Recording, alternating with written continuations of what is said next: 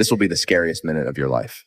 We watched this get murdered right in front of our own motherfucking face. And the nigga knew it was finna happen. He told us, and we didn't know. These will be my final show. This will be it. This is it. And when I say this is it, it really means this is it. I need an ambulance as soon as possible. Just not breathe. Today, we're going to be reacting to the scariest TikToks you should not watch alone at night. You do not want to miss it.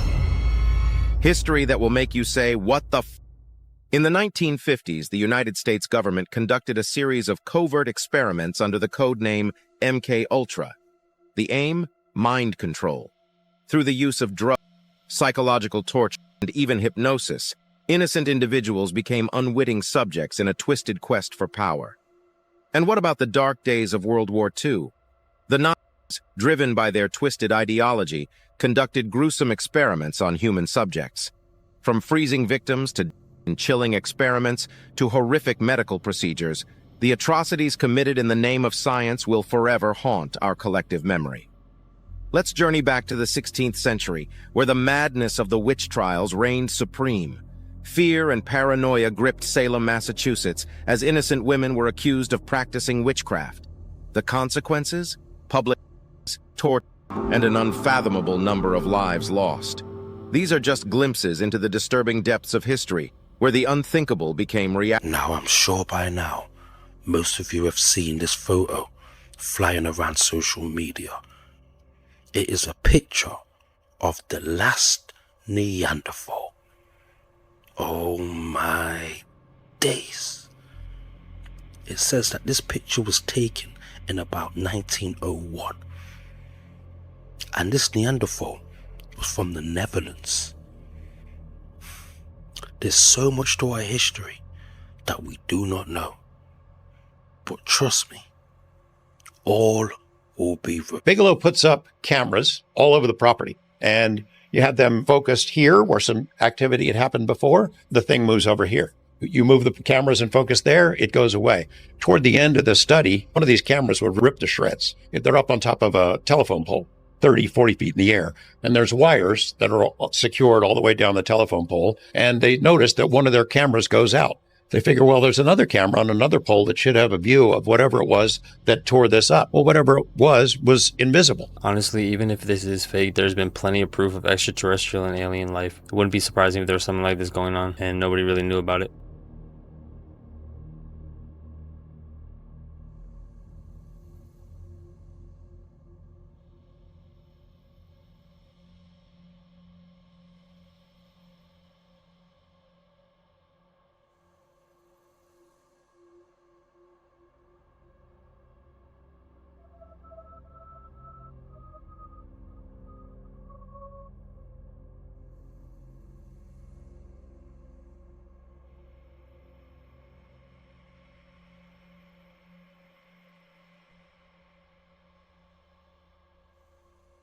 Mythical creatures caught on camera.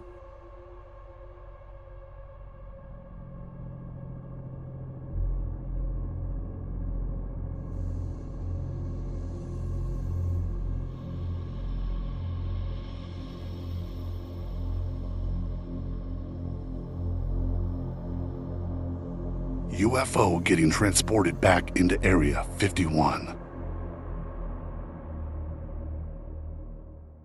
What I will say is that one particular party, lots of big names, there was an artist there who said, hey, Lecrae, around 1 a.m., make sure you're not here. You just don't want to be here at 1 in the morning. Now, my pride kicked in like, yo, you don't know me. Like, you know what I'm saying? Like, I can handle myself. Like, I'm not some little church boy who ain't never seen nothing. Like, I'm good. Like, you know what I mean? Like, what you talking about? Well, it's probably 12:30. I'm downstairs. I go downstairs to the studio. I come up out the studio. The music changed. It was like really hard and heavy at first. And then, you know, like, and on my way upstairs, there's like this couch. And on the couch, I saw a couple of guys really going at it hard and heavy, man. And I was like, oh, as I started moving upstairs, I passed them up and I noticed that it wasn't just those two guys. It was more and more people just going at it. But at this particular party, Brandon T came up to me and he said, yo, man, like Satan will steal your soul in this industry, bro. And he was really like, he's like, I love your soul and your spirit and I want you to thrive, Cray. I don't want you to get devoured out here. And I just appreciated that because for him, he was like, he has seen some detriments and some of the dark side of things.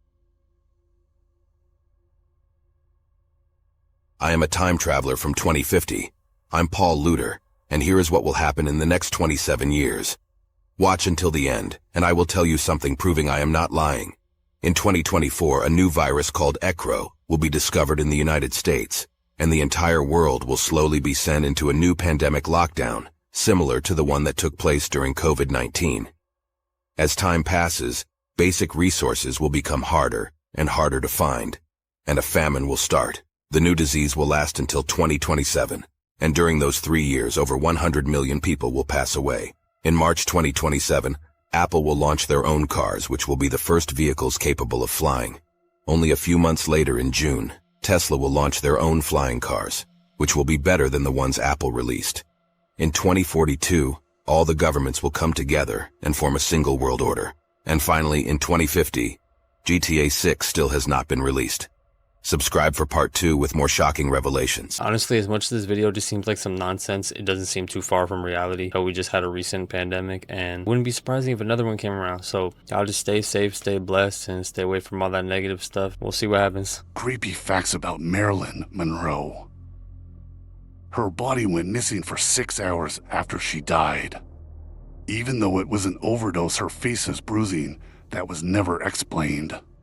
Her stomach contents were empty, and no traces of substances were found. Marilyn's body had signs of SA with unknown DNA. Have you ever heard of the midnight ice cream trucks? A few months ago, I moved to a small college town with the plan to finish my associates at a community college before transferring into university. I found a room on Craigslist in a house shared with one other occupant. My new roommate Joel was a reclusive stoner type. As I got to know him, I learned that he was an enthusiastic believer in conspiracy theories and supernatural occurrences. We'd often share a joint while he told me about hauntings, black holes passing through the earth, chemtrails, and that sort of stuff. I'd listen and humor him, but considered it to be mostly nonsense. One day, he showed me an online discussion where several people had reported a similar experience. They recalled nights when an ice cream truck had driven through their neighborhood playing a strange jingle. It would come on very late when the streets were empty, and those who spotted the truck from their windows recalled feeling very afraid. And the eerie song was said to have caused recurring nightmares. The community had dubbed them Midnight Ice Cream Trucks, abbreviated as MICTs. The reports came from several locations in the US,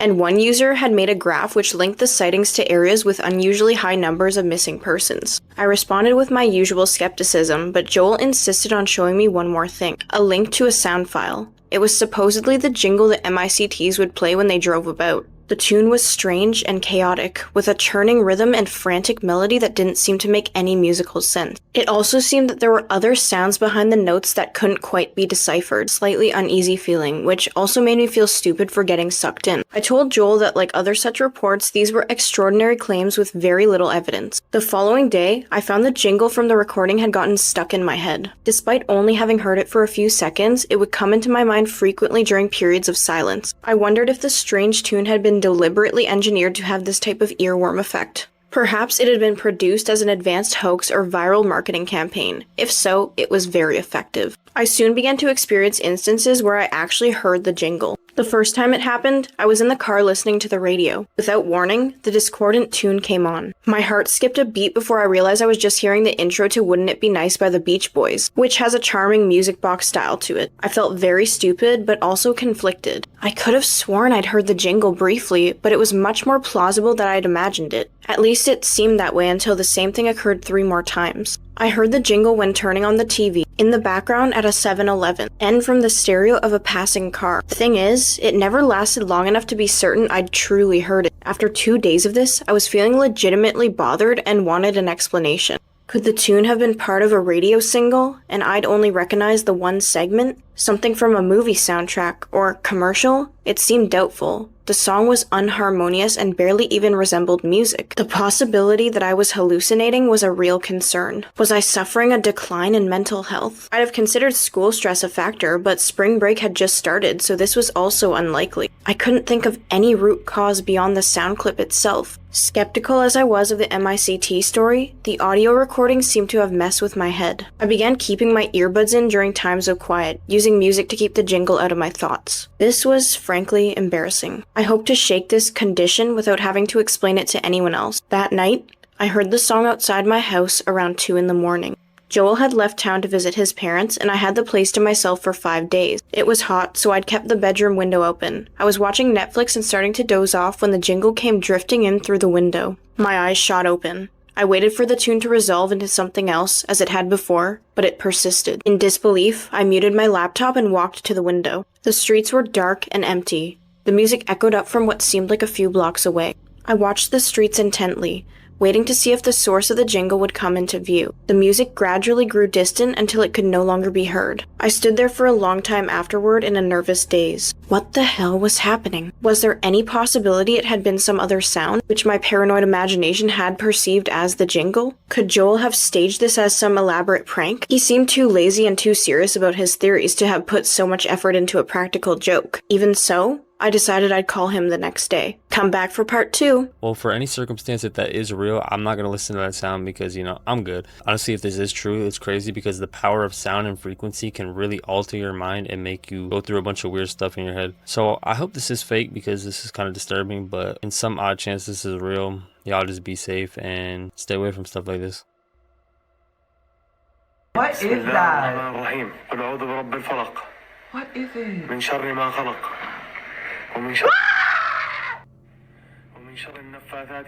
Okay, so what they're saying here is that they found a Jinn in a cave. A Jinn, also known as a Djinn, a genie. These are invisible creatures in early religion, in pre-Islamic and Arabia, and later in Islamic cultures and beliefs. There are 3 types of jinns. There's one type of jinn that can fly through the air, another one that are like snakes and dogs, and the third that moves from place to place like humans. The situation here with these guys, I'm not even sure if it's real, guys, but I've watched the full video and I'm telling you, I was so terrified. The men went down in a cave, and after they went down in the cave, they did some weird voodoo magic shit where he picked up some dust and blew it in a guy's face because they said that guy was taking the form. He was a jinn and he was just taking the form of a human to deceive them. It was so crazy. But let me know what you guys think in the comments. The story seems to be adding up because what else is that? Like, I really can't tell. It does not look human at all. And you guys are just gonna have to let me know.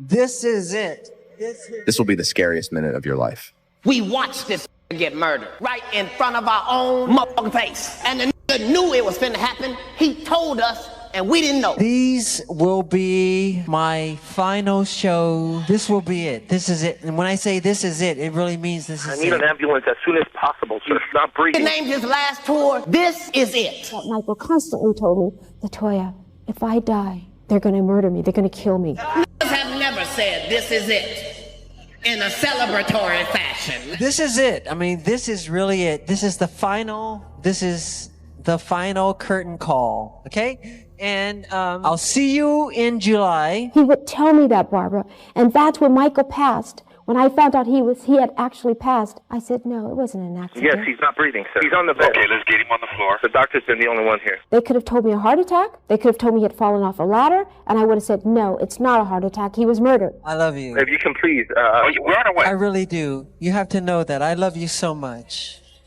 Really. From the bottom of my heart. Follow for more. Just got a lot more crazier in the Madeleine McCann disappearance. Madeleine's father was a part of the Red Shoe Club along with Tony Podesta, ready to be shocked. Tony Podesta was also a suspect in the Madeleine McCann case. This is a suspect sketch from the actual Find Madeleine web.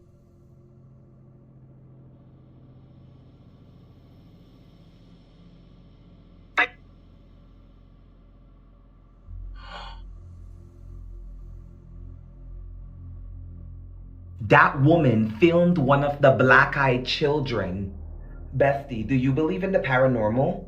Imagine encountering something that doesn't seem human. Nobody really knows what these things are. From my research, people are calling these things aliens, demons, or just lost spirits. They're said to be pale with dead black eyes, and they show up at your doorsteps late at night or just be wandering in the woods. BTW, if these things ever show up at your doorstep, be sure not to let them in. There was a girl named Lucy who lived in the countryside with her family. One day, Lucy's family went out and she was home alone. A group of children started knocking the door, telling her to let them in. She noticed the kids had pale black eyes, so she definitely did not let them in. By the time she went to call the police, they were gone.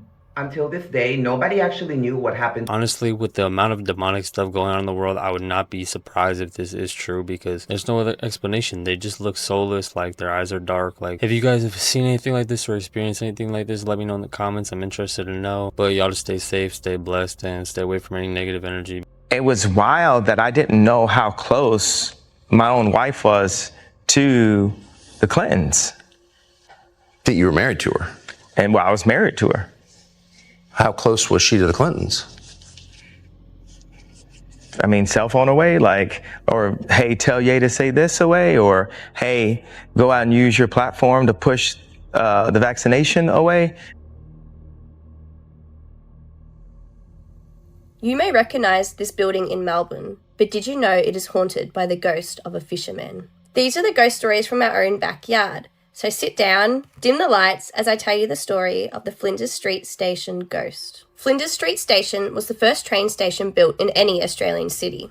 It was built in 1854 and was originally called Melbourne Terminus. And at the time, it was built out of weatherboard sheds. In the 1900s, there was a demand for an upgrade on the station, and construction went underway. It took 10 years to build, and it's the design we see today. However, over the years, there has been many reports by staff and travellers of a ghostly sighting on Platform 10. This spirit has been seen so often that the staff have given it the nickname George.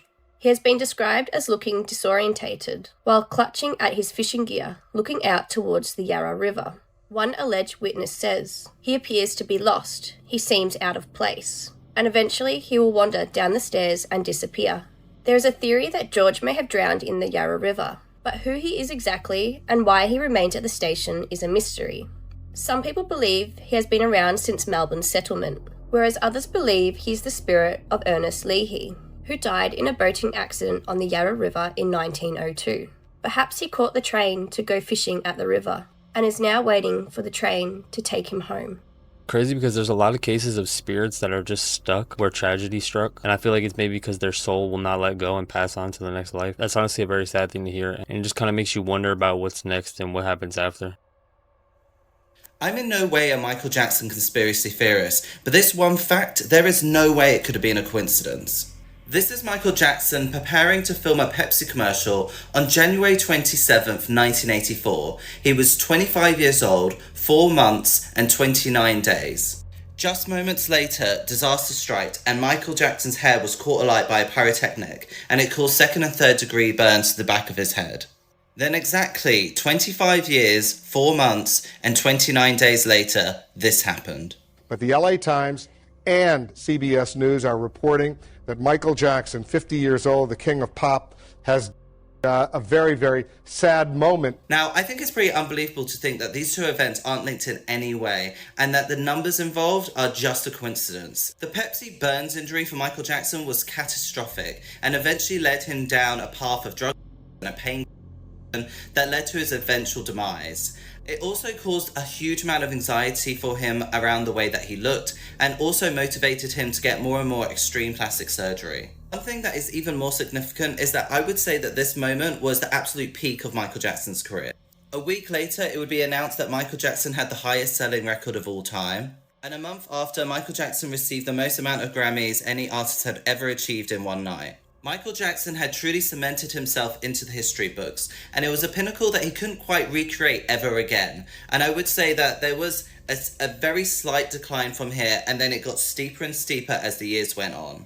So later in the decade, Michael Jackson was still a megastar and the highest earning entertainer in the world, but his sales as well as his critical response to his records had diminished. By the early 90s, Michael Jackson had diminished, his popularity wasn't as high as it was previously, and his personal life were getting more and more sketchy. By the mid to late 90s, it's pretty clear that Michael Jackson's career as well as his personal life was in steep decline.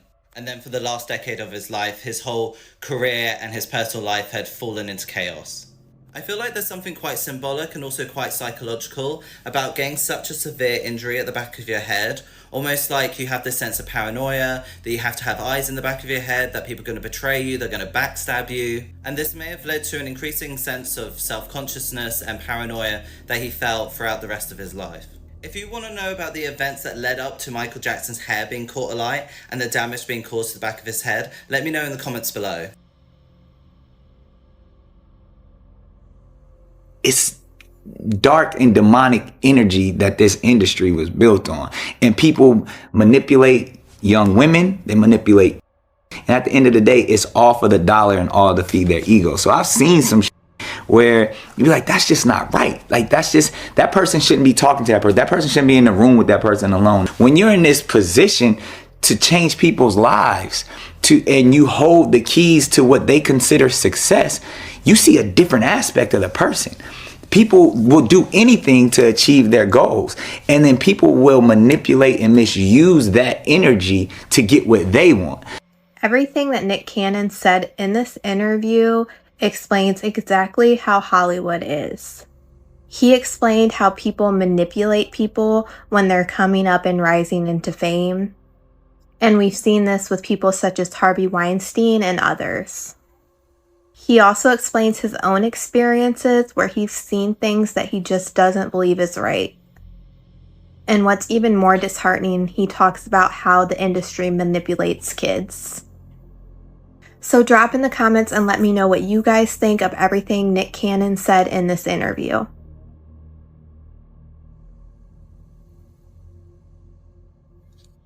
Listen to what Michael's sister Latoya has to say about his... How do you think he died? You've been quoted as saying you believe it may have been murder. You still think that? Absolutely. Why are you so sure? I would never, ever think differently. Because first of all, Michael told me that they were going to murder him. He was afraid. He was afraid for his life. The people that were involved in his life, the people that were controlling him. This book, Starting Over, is about my life. And it's about Michael's life. It's the parallel between the two of our lives. We share that same life where people come into your life, wiggle their way in, control you, manipulate, control your funds, your finances, everything that you have, and you must do what they tell you to do. And that's what Michael was going through. And he knew that everything that was happening to him was not kosher, it wasn't right, and it disturbed him greatly. And he kept saying it over and over and over again. Yes, Dr. Murray was the fall guy, but it's more to it than just that. He named names. He told me people. He told me to be careful of this one and that one. The looming threat of a zombie apocalypse is becoming a real concern as scientists have achieved the reanimation of a 48,500-year-old zombie virus discovered frozen in Siberia. Initially, the purpose of this endeavor was to study the virus's behavior, but this effort revealed an alarming revelation. There are at least 13 other viruses with similar characteristics also trapped in the permafrost. Experts in permafrost warn that with the Earth's ongoing warming trend, it's only a matter of time before these ancient viruses could be released into the atmosphere, or worse, exploited for nefarious and destructive purposes, perhaps even as biological weapons. Considering the current power struggles and conflicts in our modern world, the idea of such a scenario is not beyond the realm of possibility. The potential re-emergence of ancient and deadly viruses has ignited serious concerns about the consequences it could have on humanity and our global security. The cautionary tale of playing with these ancient pathogens and their potential ramifications emphasizes the urgent need for comprehensive research and preparedness to safeguard against catastrophic outcomes. This theory does seem kind of rational and valid because there's plenty of things that have been frozen over from millions of years ago, thousands of years ago. And if this is really thawing out, then all these things are just coming back and spreading into the atmosphere, and then somehow they can come back like they used to, which I really hope they don't because, you know, I'm good on all that, but I'll just be safe out there.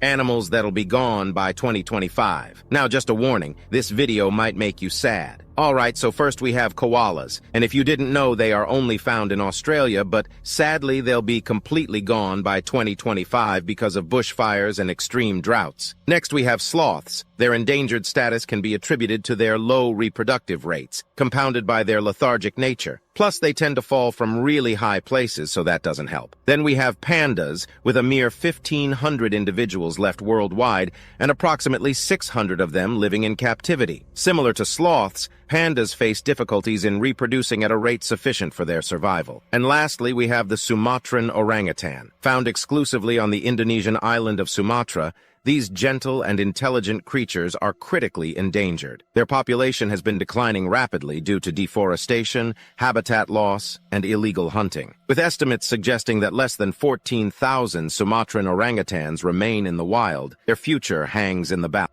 Blood-curdling facts that you wish you never knew. There's a parasite called guinea worm that enters your leg through infected drinking water, and you won't even know that you have it until a year later when it comes out through blisters on your skin. And at this point, it's over 2 feet long. It's commonly believed that the chlorine in pools make our eyes red. However, it's actually chlorine mixing with urine that causes this to happen. After 49 people were killed at the Pulse nightclub shooting in Orlando, cops were investigating the scene, and you'd think it'd be pretty quiet in there. But it was actually filled with sounds of ringing cell phones. Friends, family members, loved ones, calling the people that they knew were at Pulse and hoping they'd answer the phone and say Scariest Instagram post ever made. We all have used Instagram before, whether it's DMing our crush or liking a picture. But what about the posts that go unseen? And when I mean unseen for years. Today we're going to be looking at the Instagram account NVGK. A follower sent me this Instagram account, and when I clicked on the profile, I was beyond shocked. I click on the profile and I see 3 pictures. The first picture is a man in a gas mask, and we can see it was posted in 2016. The second picture was posted on the same day as the first picture in 2016. And I click on the third picture, and that picture was posted today. And if we look at the caption, we can see a ridiculous amount of numbers. Well, I was able to decrypt these numbers, and you won't believe what the message says. June 20 is the day of reckoning. The fire will light up the abyss to free the damned souls for eternity.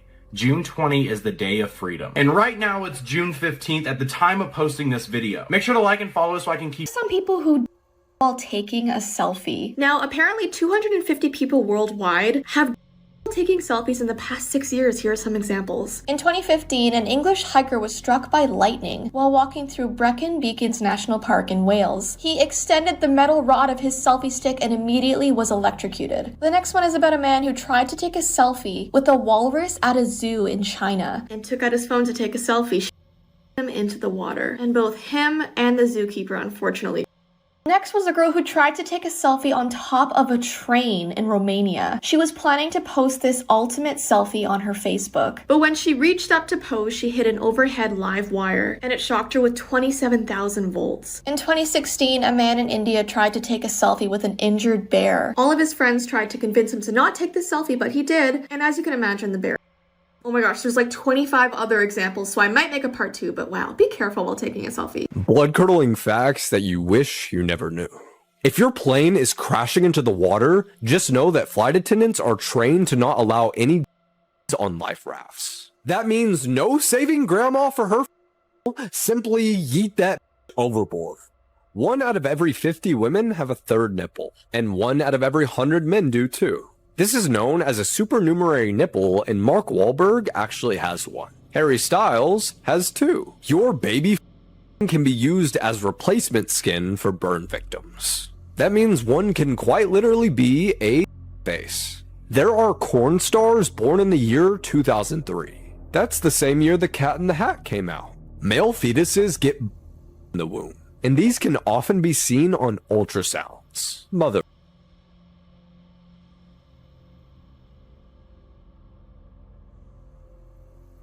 So Tony Baird was in an abusive relationship with her girlfriend Victoria Mendoza, and in 2014 they were traveling together in a car. But then a serious fight broke out between them about a guy. So Mendoza pulled into a parking lot and started her girlfriend. She her 46 times. And when the police arrived, they found Mendoza calmly sitting next to her girlfriend. So she was arrested, she pleaded guilty, and she was sentenced to 16 years in prison. It's crazy that there's a lot of sick people out there that would harm the person that they claim to love. I know there's a lot of people that go through these situations and are in very abusive and controlling relationships. Let situations like this be a lesson to not stay with people like that, no matter how hard it is, no matter if you see someone going through that, make sure you're there for them and you really try to keep them safe, because these could be very dangerous situations and could lead to situations like this. So y'all just be safe out there and stay around positive people.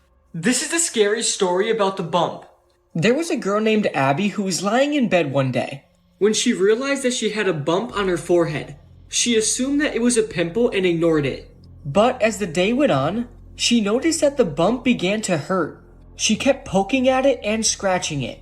The bump then got bigger, so Abby decided to show her mom. Abby's mom then took one look at it and took her to the hospital. When Abby got to the hospital, a doctor took one look at the bump and froze in horror. He then said, "I need a small blade." He then cut into the bump on Abby's forehead, and hundreds of spiders began to pour out of it. Abby was screaming in pain. The doctor then said, "A spider laid eggs on your forehead. You're extremely lucky you got here when you did, or you would be dead."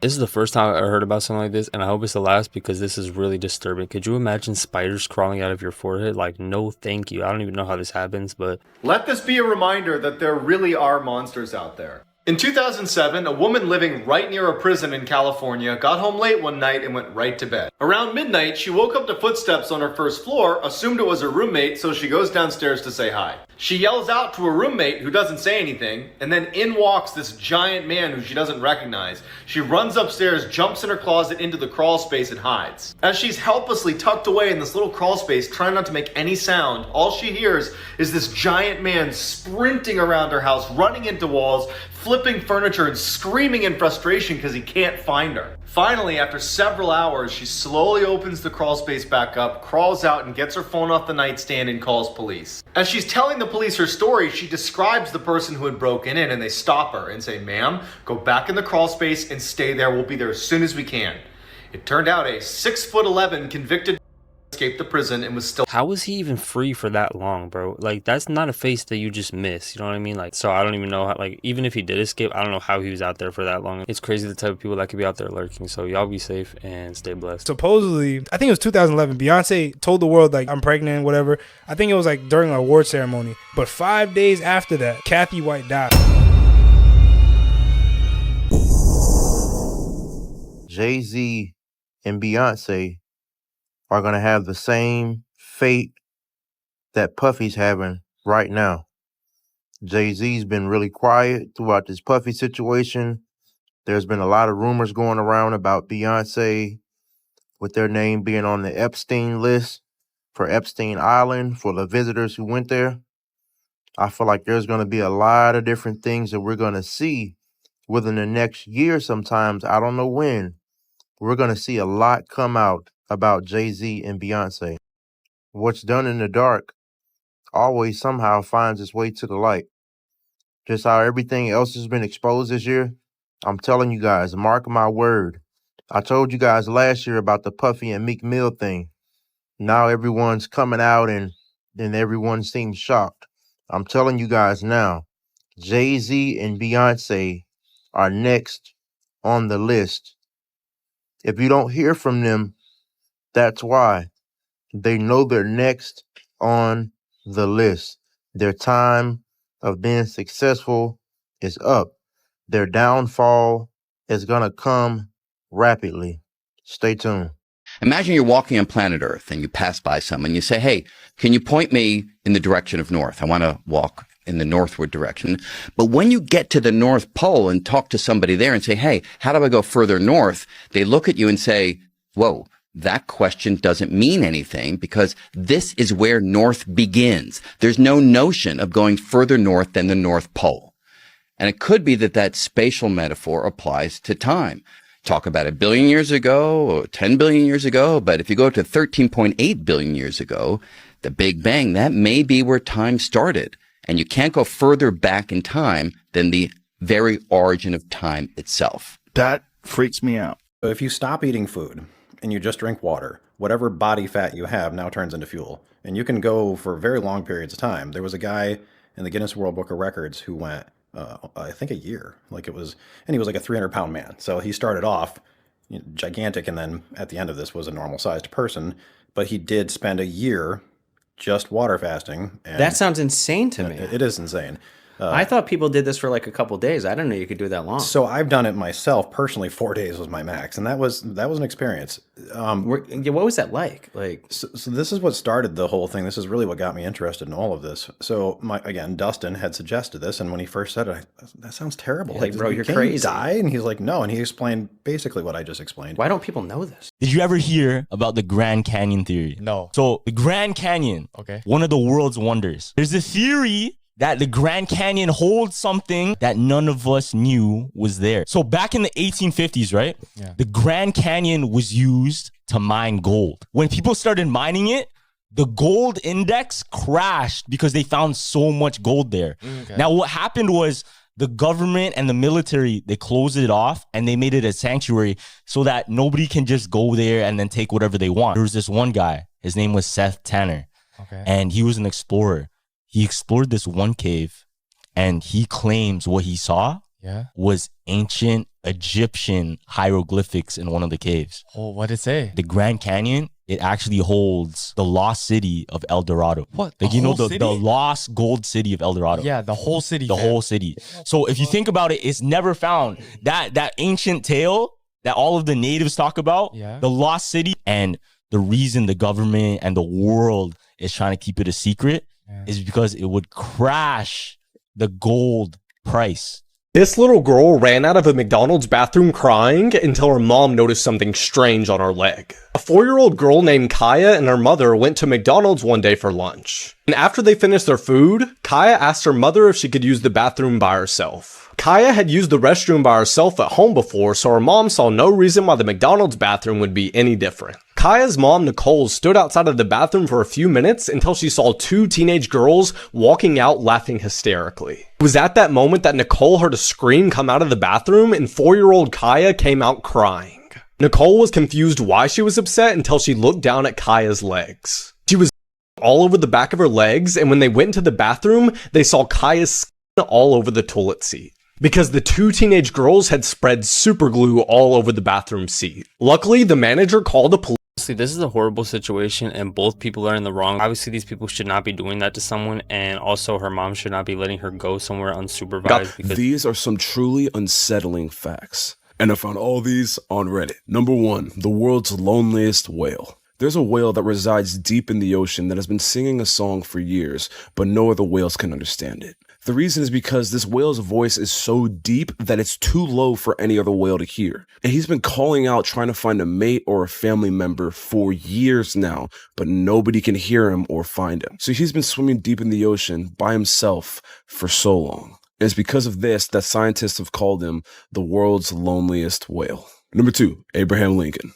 Now, we all know Abraham Lincoln. He was like our 15th or 16th president or something like that, had a crazy beard, and he was assassinated. But this is a very unsettling fact about him. The 3 days leading up to the fateful night where Abraham Lincoln would be assassinated, Lincoln had had nightmares detailing his assassination. And we know this because his bodyguard, who was named Crook, actually detailed this entire thing. Lincoln had told Crook about all these nightmares, and Crook begged him not to go to the theater. And all that Lincoln said in return was, "Goodbye, Crook."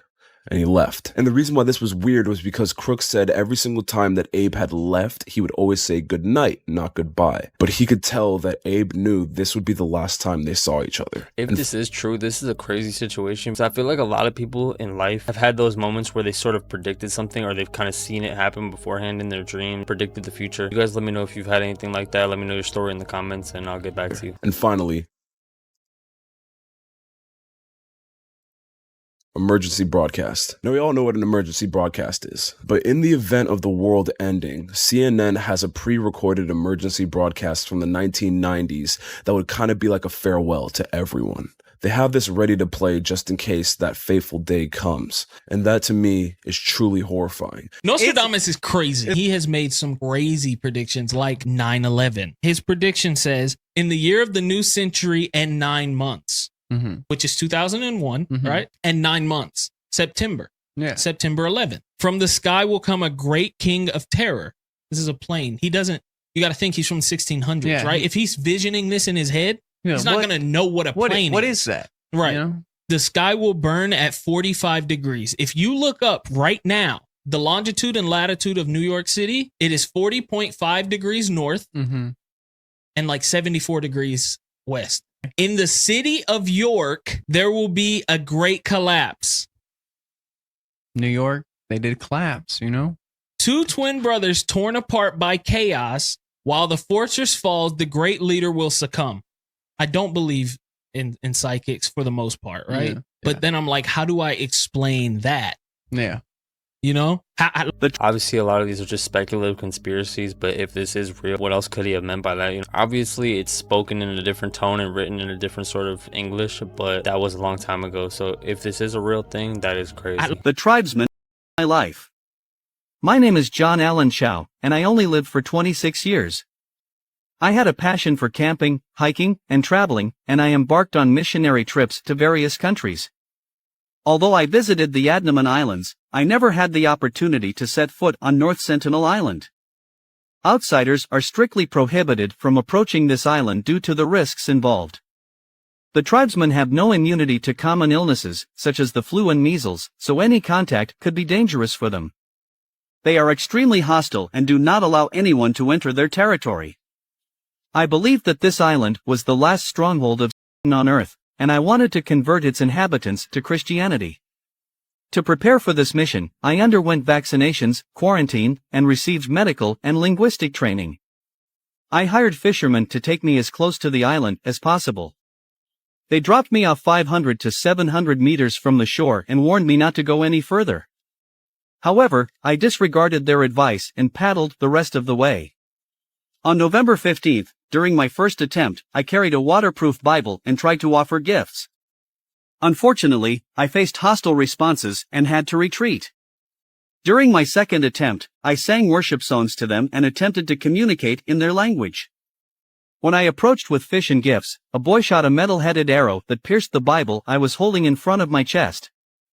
On November 17th, my third and final attempt, I entrusted my diary to the fishermen and instructed them to leave. Later, the fishermen witnessed the islanders dragging my and the following day, they found my washed ashore. The fishermen handed my diary to my family before being arrested. Despite this tragedy, my family has chosen to forgive the tribesmen after reading my diary, where I expressed that the eternal lives of this tribe were within reach. I urged them not to harbor anger if I were to be, and requested that my not be retrieved. However, my father holds the missionaries accountable for my unwavering devotion to Christianity, which ultimately led to my demise.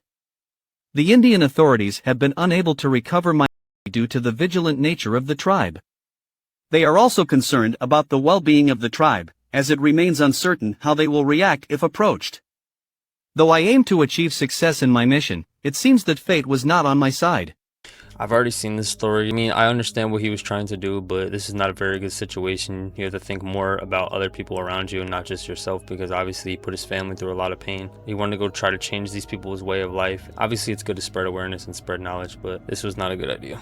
Let's talk about this picture. This photo was first created in 1986 by Clifton Burkowski. It was supposed to be a part of a larger psychological experiment. Burkowski had interviewed over 490 patients, and he had a sketch artist in the room with him. He asked all of them to describe the most traumatic moments of their lives and who they would point to as the villain in that story and then describe them. As part of this took months. There were all of these pictures. They were all uploaded into a database and then superimposed together to create one picture. It's a picture that he called Sin 90. Since 86, the phenomenon of this photo is that if you look at it for prolonged periods of time, almost every subject feels unease. There are even reports of people who look at this too long who go into a psychosis, and we don't know why. This end-time Bible prophecy is being fulfilled. In the book of Isaiah, chapter 41, verse 18, the Bible talks about signs of the second coming of Jesus, with one being, I will make rivers flow on barren heights and springs within the valleys. I will turn the desert into pools of water and the parched ground into springs. Well, you see, as impossible as it may sound, this river just exploded out of nowhere in the Middle Eastern desert, fulfilling the 2,500-year-old prophecy right in front of our eyes. And even though many people don't believe in the Bible, maybe we should all start taking the book. Blood-curdling facts that you wish you never knew.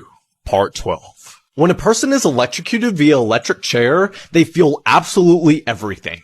They're completely aware of their body being in real time. And one person who survived the first round of electrocution said it tasted like cold peanut butter. As you're watching this video, your internal organs are constantly moving around inside you. Your armpit is where most of your important nerves in your arms are, so if you stab it, it will leave your arm completely useless. Ted Bundy, the serial killer, used to work at a suicide hotline. Scaphism was a form of ancient torture where someone's body was tied between two boats, and they were covered in milk and honey, and bugs and other animals would feast on their days. Cotard's delusion is a rare condition where people literally think they're dead, and many of them ask to be taken to a cemetery to be with other people. Mirrors are portals.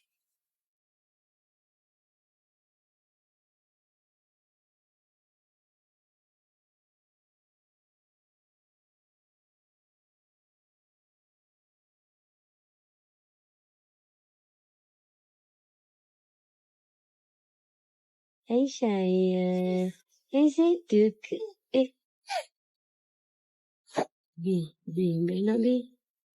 ambil anak. Ni cepat ambil. Ambil.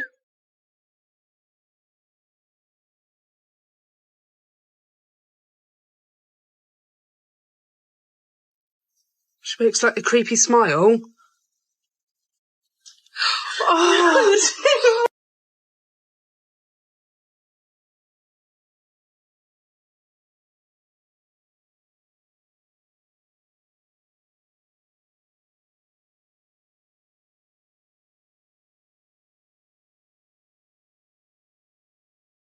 This is interesting because I've seen a lot of videos talking about how mirrors are portals and kind of showing that experience weird things with mirrors. If you guys know any more about this topic, let me know in the comments. You know the Mars theory? That there's aliens on Mars? Nah, there's a theory that Mars was the original planet that humans were from. Okay. Then something happened that we all had to fly to another planet and live on. There used to be like civilization that lived on Mars. Now bag this. On Mars, there's an element on the periodic table called xenon. Xenon on Earth is only found, this is crazy, is only found after a nuclear explosion. No. Oh shit, that's not even the super mode button. I said no.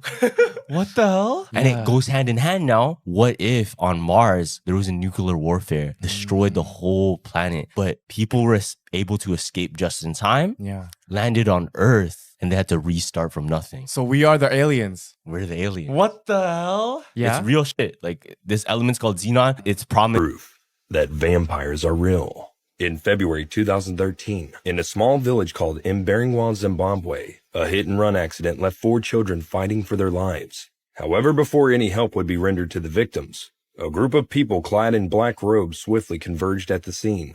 It was only after they left when witnesses noticed that the bodies of the victims were completely drained of blood and had bite marks along the side of their necks. This sparked outrage, and village leaders initiated a witch hunt to track down the people involved. Interestingly enough, it led to a cult worship sanctuary where it was said that weird animals were stored, all drained of their blood, with the people who were living in the place long gone. Village leaders refuse to acknowledge the supernatural nature of this incident, but many people are wondering if this is. It's crazy to think that a lot of these things could be going on around us and we have no idea because they're just so out of the way and not an everyday occurrence. These random weird things happen throughout history and people just kind of overlook them and don't look too deep into them. If the image behind me makes you uncomfortable, then your fear might be never ending. Let me explain. Apeirophobia, which is the fear of infinity or eternity, can be difficult to depict since it's more of a concept than a physical reality, but that doesn't make it any less real. This fear most commonly develops in a person's youth when they first try to comprehend the concept of an afterlife. For this reason, it is ironically typically accompanied by a strong fear of death. But that begs the question, what is so discomforting about the idea of the unending? Well, think about it this way. When something is finite, you know what you're getting yourself into. If you're having a bad day, that day is not going to last forever, which is not necessarily the case when you're dealing with the infinite.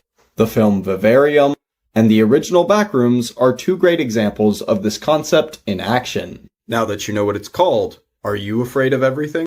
Nothing is actually terrifying. Let me explain. In horror fiction, we tend to think of the monster or jump scare as being the main source of our discomfort. But there is another, much bigger factor at play here. Absolutely nothing.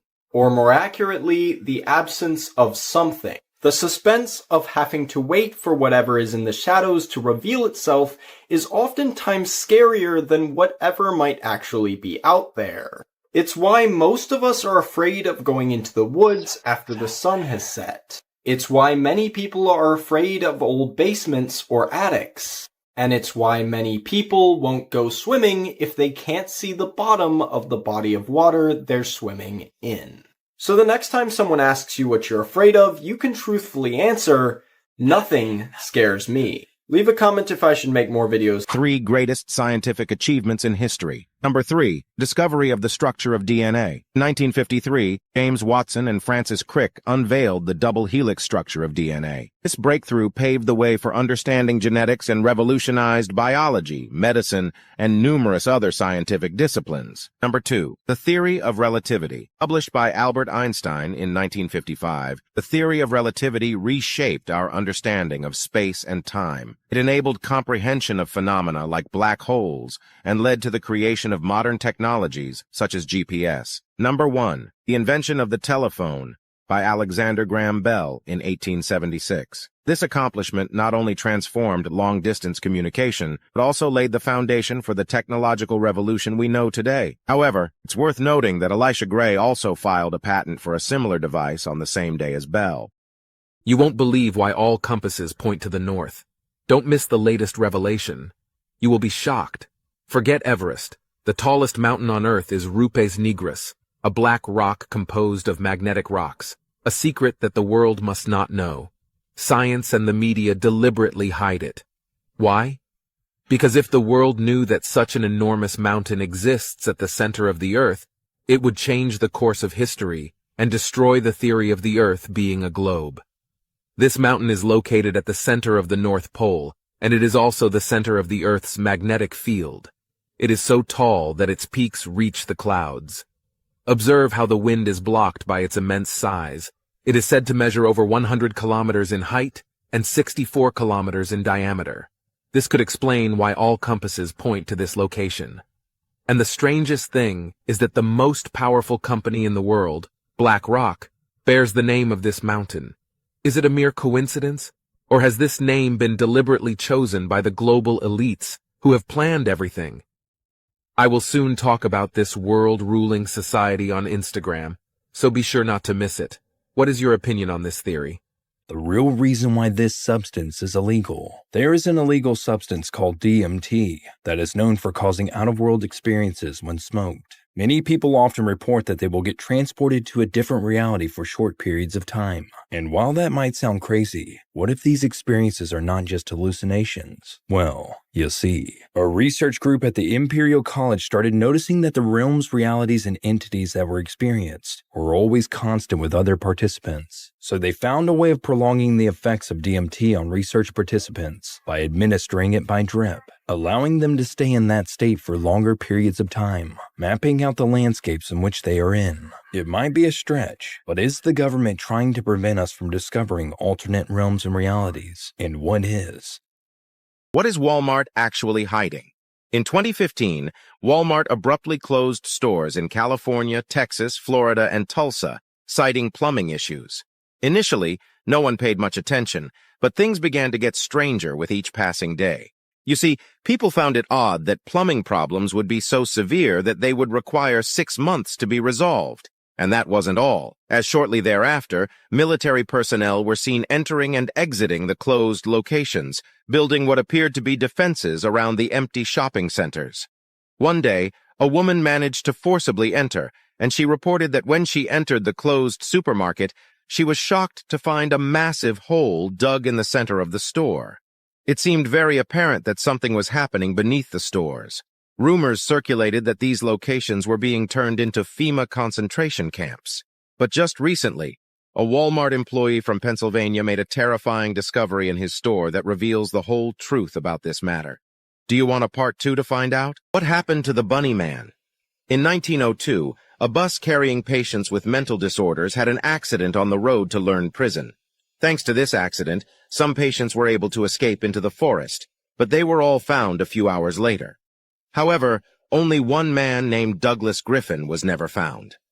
It is said that he was obsessed with rabbits, and in the following weeks, rabbit carcasses started appearing all over the forest. His thirst for blood did not stop there, as he later disguised himself as the Easter Bunny and formed relationships with children from a neighboring village. After discovering where they lived, he would enter their homes, parents with an axe, and the children. People started reporting sightings of this man under a bridge, but one night he died after being hit by a train while attempting to escape from the police. However, to this day, people continue to report sightings of a man dressed as a bunny holding an axe under a bridge, and legend has it that if you meet his gaze, you won't make it out.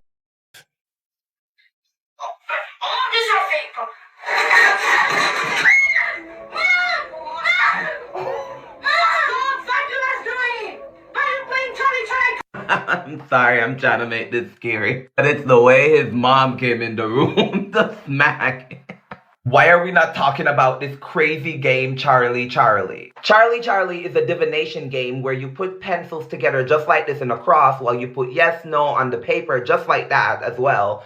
You ask a random spirit that calls itself Charlie a random question, and then it's said to move the pencil towards yes or no to give you your answer. There's no limit to the players when playing this game, but when things go wrong, people tend to scream and shout. Sometimes people attract things that is not Charlie. And by the way, who is Charlie? Some people say that Charlie Charlie is actually a demon that takes the form of a little boy just so it can talk to other kids whenever they play his game. One thing for sure, anybody who played the game Charlie Charlie never experienced anything good whenever Charlie actually answers them. Guys, go to the top of my account and check my live event because I Honestly, will. it's best to just stay away from games like this because obviously nothing good ever comes out of it. I know a lot of people are just curious and sort of want to see proof of afterlife, but I mean, you're just asking for things to come into your life. This is why you should not do these things, because you do not want to invite any dark entities into your surroundings. I mean, I just recommend y'all don't do this. A creature lurks in the depths of Loch Ness in Scotland. The legend of the Loch Ness monster, affectionately called Nessie, has intrigued and fascinated people for a long time. Observations of this mysterious creature date back to the 6th century. Since then, many visitors have traveled to the area in the hope of catching a glimpse of it. Some believe that Nessie is a plesiosaur, a long-necked marine reptile that went extinct millions of years ago. Others think it could simply be a massive eel or misidentified sturgeon. However, despite numerous expeditions and scientific research, no conclusive evidence has ever been found to prove the existence of Nessie. Skeptics claim that the Loch Ness monster is nothing more than a hoax perpetuated by clever marketing strategies and doctored photos. They particularly point to the famous photograph taken in 1934, which turned out to be fake. But recently, a man hiking near the lake caught sight of something terrifying that may uncover the truth behind this legend. This is a secret underground city, and I'm going inside. I am in Edinburgh, showing off what some consider to be the most haunted city in the world. And today I'm taking you underground, because carved into the volcanic rock is a labyrinth of tunnels that once hid away the darkest parts of 18th century Edinburgh. And as you can see, I'm not particularly comfortable with this. These are the South Bridge vaults, and they were built into the arches of the South Bridge to be used by businesses for workshops, storage, and even pubs. They made use of this subterranean city. But after only a decade of opening, the legal businesses abandoned the vaults and the illegal businesses moved in. This was the natural place for brothels, gambling dens, illegal distilleries, and worst of all, used this cool, dark vault to store corpses.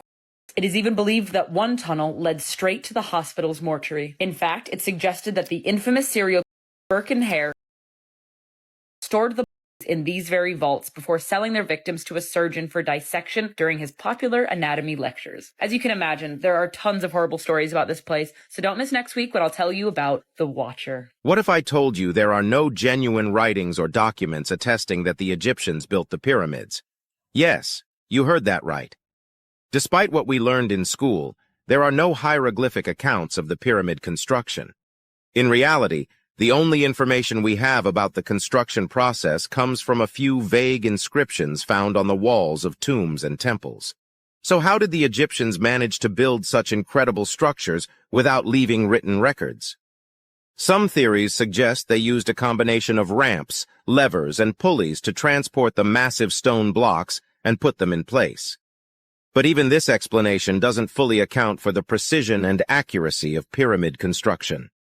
The truth is that the methods used by the Egyptians to build the pyramids remain a mystery to this day.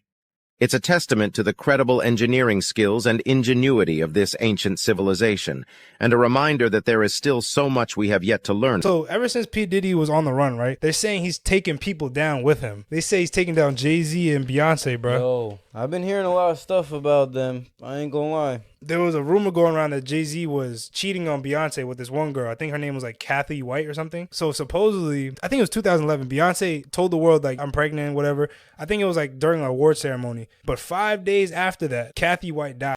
And people speculate that Jay-Z had something to do with it because supposedly she was going to tell the world that she's been sleeping with Jay-Z and she was also pregnant. And P. Diddy is saying that Jay-Z killed her just so she don't ruin his image or their image of like the perfect couple. Because at the time, you know, Jay-Z and Beyonce really like on top of the world. On top of the world. So if you really mess with that, they done. And even, bro, we gotta start listening to Kanye, bro. He was saying it a minute ago, bro. He said like, yeah, Jay-Z and Beyonce have like been blackmailing the industry for years, and that's why Beyonce be winning all these awards and like that. And Jay-Z has people that could really people. Like, he can get people out of here in a matter of time. The United States just caught Poseidon on camera and don't want you to know. Eric Shin was flying a private jet to Hawaii when he saw something truly shocking. After an 11-hour flight, he dropped off his guest on Oahu and decided to fly around the rest of the islands to enjoy the beautiful view. As he passed the first island, he watched as the gentle ocean waves crashed rhythmically into the shoreline. After flying for another 30 minutes, he noticed a smaller island and veered off course towards it. He had no idea the discovery he was about to uncover. As he approached the island, he noticed movement in the water below him. He dropped altitude to get a better view, and what he saw is unbelievable. He saw a man holding a trident riding a dolphin through the water. Various sea creatures followed the man as he effortlessly glided through the waves. Astonished, Eric turned on his jet's camera and watched as the man dived into the water and never resurfaced. Unfortunately, the footage is highly sensitive and cannot be posted on TikTok. If you would like to see the video, press this icon, then more, then on photos, and the video will be sent to you. The urban legend Don't Look Under the Bed is one of the scariest urban legends I've ever heard, and it's actually based on a true story. The urban legend goes that this family was traveling, right? We're just in the middle of a small little town, and they stopped at a hotel because they needed a place to sleep for the night, right? Get to the room, and they ended up staying for like 2 or 3 days. They lay down to go to bed, and they just noticed that they have this terrible smell. Figure out where it's coming from. Next morning, they go down to the office. They say, we need room service. The room service comes up. They try to figure it out. They're like, look, got to deal with it, right? So they deal with it for the next day or two. The day that they were supposed to leave, wife loses like her earring or something, right? So she's looking everywhere for it. And they picked up the bed and they looked, and with awe was one of the scariest things that I've ever heard. Cut out in the box spring. And right there in the middle was a... So this is the urban legend. But this is based on a true story. There was a family in Phoenix, Arizona, and they stopped at this hotel. When they looked in the mattress, they saw this older guy. He was like in his 60s or 70s. And it's just so scary to me that that's real. It's weird how much crazy stuff really goes on in this world and then creates tales that go on for generations, because honestly, I never really knew the backstory to this, but I mean, I really wish I didn't. But Jeffrey Dahmer, one of the most notorious serial of modern history. After being sentenced to 16 life sentences, one of his inmates proved to be his demise. The city of Lucifer has been uncovered, but what's most astonishing is that people actually live there, and it's not hell. In Revelation chapter 2 verse 13, Jesus reveals Satan. Let's carefully heed Jesus' words. I know where you live, a place where Satan dwells. Moreover, it was in this very place that his faithful witness Antipas gave up his spirit. He died, burned in a bronze statue in Geneva, Switzerland, and you'll never guess what's happening right now in Geneva. This city is home to an organization called CERN, whose logo bears an astonishing resemblance to the number 666. Its aim is to develop a groundbreaking machine that bridges the natural with the supernatural. Recently, they've made a significant discovery known as the God particle, a subatomic particle that could hold the key to understanding the universe. This finding has not only intrigued the scientific community, but also ignited further questions and debate about the nature of our existence and the fundamental principles that govern our world. The connections between the ancient prophecy and modern science are becoming eerily clear. What lies ahead could change our understanding. This is what happened to 12-year-old Melissa Chavis and how they tried to cover up her with a fire. Melissa Chavis was born in 2008 in Coquimbo, Chile to her mother Mirta and her father Dennis. She was the youngest of 4 and she's described as being a very shy, quiet, and reserved child. She didn't really like to go out much. One of her favorite activities was to stay home, go in her room, put her headphones on, and just listen to music. She didn't have that many friends, but was really kind and just a happy little girl. Shortly after Melissa was born, her parents ended up getting a divorce, so now Mirta was a single mother. In order to make ends meet, she got a job working at a local bar called La Chilenita. And while she was working there, she met a man named Luis Santander. Now, Luis was actually in a relationship at the time, so he had a girlfriend, but he decided to leave his girlfriend so he could start dating Mirta, who was 8 years older than him. The two of them started dating, and then in 2010, they decided to take the next step and move in together. Eventually got married, and Mirta got pregnant and gave birth to a baby boy. Now, as for Melissa, her older siblings were already gone. They had moved out and, started their own lives. So now Melissa was just living with her mother Mirta, her new stepfather Luis, and then her new half-brother. Everything seemed to be going well, but when Melissa was just 6 years old, she told one of her older sisters that her new stepfather Luis was essaying her. Not only did she tell her sister about this, but she also told her school counselor, and that both of them reported this immediately to her mother Mirta. Now, at first, it honestly seemed like Mirta did believe her daughter. She actually went to the police station and she reported this. However, she later withdrew the report and said that she no longer believed Melissa and that she felt like her daughter was doing this for attention and that she was lying. Yeah, she said this about a 6-year-old little girl reporting her stepfather for essaying her. So even though she withdrew the statement, police still wanted to go through with the investigation because, these are very serious allegations. So they opened an investigation, and in the meantime, they removed Melissa from Mirta's care. This investigation went on for almost 2 years, and the only reason that Melissa was placed back in the custody of her mother Mirta because Mirta told the authorities that she was going to divorce Luis and that he was no longer going to live in the house or be a part of their lives. So, she told police, it's perfectly safe for Melissa to come back to the house because Luis is no longer going to be there. And authorities and CPS just believed her. They didn't do an investigation to make sure that Mirta was going to divorce him. They didn't go check the house to make sure Luis was no longer there. Nothing. They just believed Mirta, and then they returned Melissa into her custody. Luis was still part of their lives. He was still living in the house, and instead of protecting her daughter, she chose this man. November 26, 2020, at around 11:21 in the morning, firefighters and police arrived to Melissa's home after neighbors reported the house on fire. Firefighters went up to the second floor, and when they walked into Melissa's bedroom, they discovered her lying on the top bunk of her bed. First, firefighters believed that she died due to suffocation from all of the smoke. However, when they got a better view of her body, they realized she didn't die because of the fire. They discovered that she had severe wounds to her neck, face, and her body, and that someone tried to cover up with arson. Okay, more in part 2. It's part 2 on what happened to 12-year-old Melissa Chavis and how they tried to cover up her with arson. Firefighters discovered that she was actually stabbed to death before the fire even started, and whoever had done this had tried to cover up the murder with arson. Melissa was the only person inside the house during the fire, so where was everyone else? Well, police were able to get surveillance footage from a neighbor, and it captured Luis, Melissa's stepfather, and her half-brother leaving the home at around 10:30 in the morning. Then, shortly after, at around 11:15 in the morning, you can see the mother Mirta leaving the home. Then, firefighters and police were called at around 11:21 in the morning. So, what happened in those 6 minutes? So, police went to go speak to Mirta and Luis about this, and they defended themselves. They did interviews where they were crying, saying that they couldn't believe that this had happened and that they had nothing to do with this and that they honestly thought a stranger had done this. Someone was watching the house and waited for everyone to leave, and when they finally saw Mirta leaving, that's when they decided to go inside the house, Melissa, and then set the house into flames. They were asking for justice, and they wanted whoever had done this to be caught and punished. Police asked Luis, "Where did you and your son go at 10:30 in the morning?" And Luis says that he took his son to his school to get vaccinated. Then they asked Mirta, "Where did you go at 11:15 in the morning?" And she says that she went to the dentist. That morning, she asked Melissa, "Can you go to the dentist with me?" And that Melissa said no, that she wanted to stay home because she was going to go stop by a friend's house later that day to give her a birthday present. So Mirta decided to go to the dentist by herself. Mirta says that she truly believes that when she walked into Melissa's room to ask her if she wanted to go to the dentist, that the was inside the room hiding. However, police didn't really believe this. Forensics determined that the fire had started 30 minutes before Mirta even left the house, which means that Mirta was literally inside the home when the fire started. Autopsy was also returned, and it determined that Melissa had a blow to the head and that she had 11. The pathologist says that Melissa could have been saved. If police were called in that moment, they probably could have saved her. However, whoever killed Melissa left her there for over an hour before the house was lit on fire. Again, if Melissa was over an hour before the fire even started, that means that Mirta was still inside the house. How did Mirta not hear someone come inside the house, go upstairs, brutally attack her daughter, and then start lighting the house on fire? Besides revealing that she had a blow, it was also revealed that Melissa was essayed just 6 hours before her. This poor 12-year-old girl went through so much before she was.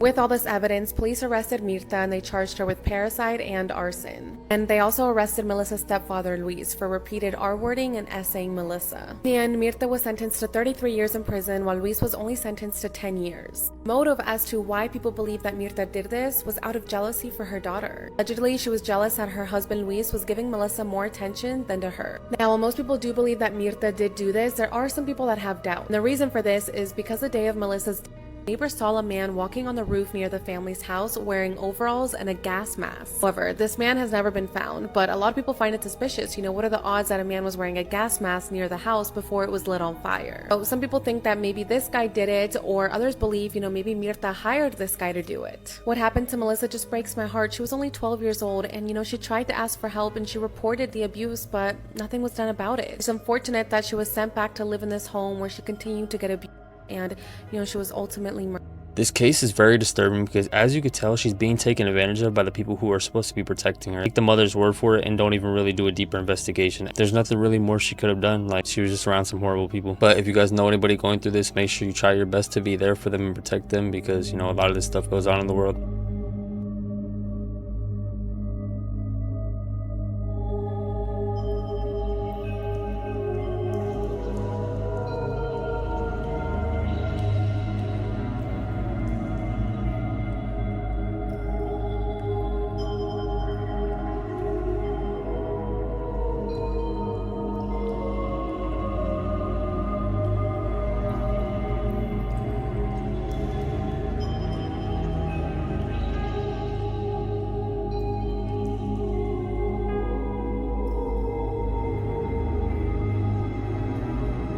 This is the funniest premise for a horror movie I've ever seen. It's called Tammy and the T-Rex. And it's all about this girl whose boyfriend gets put into a coma, and then a crazy scientist who made this animatronic T-Rex takes the guy's brain and puts it in the T-Rex animatronic. The boyfriend T-Rex then has to use charades to explain to his girlfriend that he is a dinosaur animatronic now. And it's truly hilarious. It's hysterical. The dinosaur boyfriend also goes on a mass spree in this movie, seeking revenge for the people who put him in the coma in the first place. They even had a scene where the T-Rex animatronic, as the boyfriend, goes to his own funeral, and he's watching his funeral from a distance, just as a giant T-Rex. Where is Cleopatra's missing tomb? For 2,000 years, Cleopatra's tomb remained a baffling mystery lost in the Egyptian sands. In 2022, archaeologist Kathleen Martinez made a groundbreaking find: a 1,300-meter secret tunnel located 13 meters beneath an Osiris temple in Taposiris Magna. The excavation yielded stone heads of Cleopatra and coins bearing her likeness. Legend tells of Cleopatra's identification with the goddess Isis, desiring to reenact the tale of Isis and Osiris with her lover Mark Antony, making this location a fitting resting place before her death. Cleopatra had famously proclaimed that her tomb would elude discovery by any man, potentially explaining why the tunnels remained hidden until Kathleen Martinez's remarkable breakthrough. While standing on the brink of revealing one of history's most notorious lost tombs, curiosity lingers among many. The prospect of uncovering the secrets of an ancient queen whose legacy continues to... Honestly, the Earth has been around for a long time, and I would not be surprised if there's a bunch of ancient artifacts out there that have either been found and just kept secret from us, or just haven't been found yet. A lot of crazy stuff going on in this world, but you guys let me know what you think. This is part 2 on what happened to 8-year-old Cherish Perrywinkle and how she was taken from a Walmart by this man. So they all get inside the van and they start driving to Walmart, which is about 10 minutes away, and as they're driving, Donald asks Rain how old she is and how old her children are. She tells him their age, and then she asks Donald, "Where's your wife? Are you sure she's meeting us at Walmart?" And he says, "Yes, don't worry, she'll be there soon." 10 minutes later, they make it to the Walmart and Rain starts shopping. Now remember, she thinks that she's getting $150 from Donald's wife, so she just starts adding things to the cart. Now while she's shopping, Cherish and the girls are kind of playing around, and Donald is just standing there watching them. He wasn't really shopping for himself, but at one point, he did end up adding something to the cart that Rain had. And what he added was rope. That was it, just some rope. They continue shopping, and at one point, Donald asks Rain if he can take Cherish to the dressing room. And Rain agrees. She agrees to let this man that she does not know take her. girl to the dressing room by themselves. So Donald and Cherish go to the dressing room and he brings Cherish these really high heels. These heels were obviously for a grown woman and Cherish wanted to try them on, but that's when Rain saw that he was giving her these heels and she said no, that these heels were inappropriate and that she wouldn't even wear these type of heels herself. After that, they continue shopping and Donald takes Cherish to the dressing room once again. At this point, Donald's wife has still not shown up. Rain starts to get worried about this, so she asks Donald, "Where's your wife? Like, is she actually coming?" And once again, Donald calms her down and says, "Yes, she will be here soon."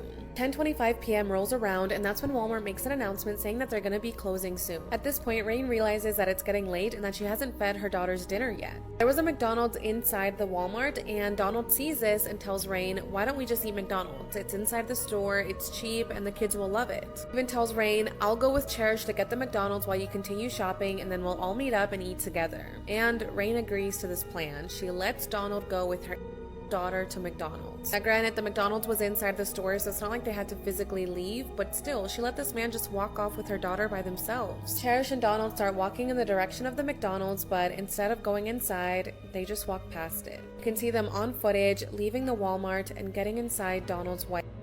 20 minutes later, Rain is ready to check out, but she realizes that Donald and Cherish are still not back, and remember, he's supposed to give her the $150 gift card. So she starts looking for Donald and Cherish, but they're nowhere to be found. She heads over to the McDonald's area and sees that the McDonald's was actually closed. That means that Donald and Cherish never made it there. Runs out to the parking lot and she asks someone to call 911. Police put out the word that they're looking for a white van, and the next day at 9 a.m., this white van is spotted driving along the highway. Police pull it over, and in the driver's seat is Donald Smith. However, Cherish is nowhere to be found. Now, Donald's lower half was soaking wet, so they figured that maybe he left in a body of water. And they were right. Cherish is found underwater, weighted down by bricks and debris under a tree in a creek. She had been R-worded and with a rope, presumably the same rope that Donald had bought. In the end, Donald Smith was sentenced to. In the trial, it was revealed that Donald was a convicted offender and had crimes dating all the way back to the 70s. He also tried to blame Cherish for her and said, "Oh, well, she followed me to the I had to kill her." What he did is truly disturbing, and he never even had a wife in the first place. As for the mother, Rain, a lot of people blame her for what happened to her 8-year-old daughter. They blame her for being too trusting and for letting Donald go to the room with Cherish and for letting her walk away by themselves. This is just such a heartbreaking case, and my thoughts and prayers go out to Cherish's family. Please be careful who you let around your kids, and you can just never be too trusting. Honestly, I don't know why things like this take place. There's a lot of sick people out there doing a lot of sick things. I don't care who people appear to be or seem to be. Make sure you take care of your loved ones and pay attention, because things like this are very real and they can happen. You can't be trusting of strangers. Now, when I show you this picture, I don't want you to freak out. This is a real image taken by the James Webb Space Telescope, and astronomers aren't entirely sure what this question mark shaped object is. Now, judging based on its shape and color, it appears to be a really distant galaxy or even multiple galaxies colliding with one another. It is believed that this is the first time that this object has ever been imaged, and it was actually captured in the background of a really beautiful JWST image. While we aren't completely sure what the object is, there is one thing that's for certain. There are still so many questions about the universe left to be answered. Everyone is in reality already. It's said that when a person dies, their brain continues to live for 7 long minutes. During this time, the brain recreates memories, playing them back in a dreamlike state. In this way, the individual sees their entire life flash before their eyes. Time moves differently when we're awake compared to when we're dreaming. So 7 minutes might feel like 7 minutes, or they might feel like a century. Stephen Hawking has said that when we discover the God particle, or the Higgs boson as some call it, the world could end in one day. And in 2012 we found it. What if the world really did end in 2012? What if it happened in an instant? And since then we've all been living within our own consciousness. Perhaps that's why, since the year 2012, the world seems increasingly strange, both real and absurd. The lines between reality and illusion have blurred. We must question everything we know, for we may be living in a world of our own creation. Do you believe this theory? Share your thoughts in the comments. Is this proof that skinwalkers actually exist? On January 26, 2018, Carl Huxley comes home from work to find his front door kicked in and his wife Darlene Huxley. And as much as it looks like an case. This is really where the story begins. Well, you see, even though the Huxleys seemed like they had it all, neighbors knew that was far from the truth. To support their lifestyle, Carl Huxley was often overseas for trips, and due to that, a lonely Darlene Huxley was often seen having other men over at the house. It seemed like there was no trace of where Darlene went, and even the manhunt issued by police turned up with nothing. However, it was only when the neighbors suggested they check the Ring camera when they saw this disturbing footage.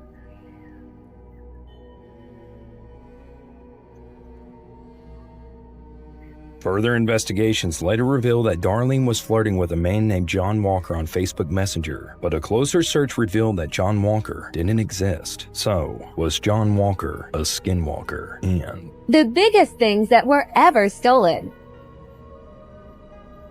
A beach. In July 2008, a beach in Jamaica was stolen. Thieves arrived in the dark of night, excavating hundreds of tons of sand from a remote Jamaican beach. The beach before, and then is the beach after. An estimated 500 dump truck loads of sand were removed. The white sand was worth approximately $1 million on the black market. Disturbing kids' toys that got banned. He does say some phrases, though, that toddlers probably shouldn't be hearing. Here's what Elmo was supposed to say. Let's try and use the potty. But several books came with this sound instead. Who has to die? Elmo laughs, ha ha ha, and then he says, "Who wants to die?" This is why you really got to pay attention to the stuff that your kid is consuming, because obviously it wasn't a lot of these books that were doing that, but it was a small few, and you never know what your children could be exposed to. So yeah, I'll be safe out there. This is the saddest villain backstory. Which one? His original name was Waylon Jones. When he was born, he had a rare medical condition where his body was covered in scales. He was constantly bullied and rejected by others. He met a girl named Emma, and they quickly became best friends. But it didn't last long. They went missing in their town. They went to a nearby swamp and found him. Suddenly, a crocodile jumped out and attacked them, and Emma in Waylon's arms. Everyone blamed him for the death of his only friend. This caused him to lose his humanity, taking on a new persona called Croc.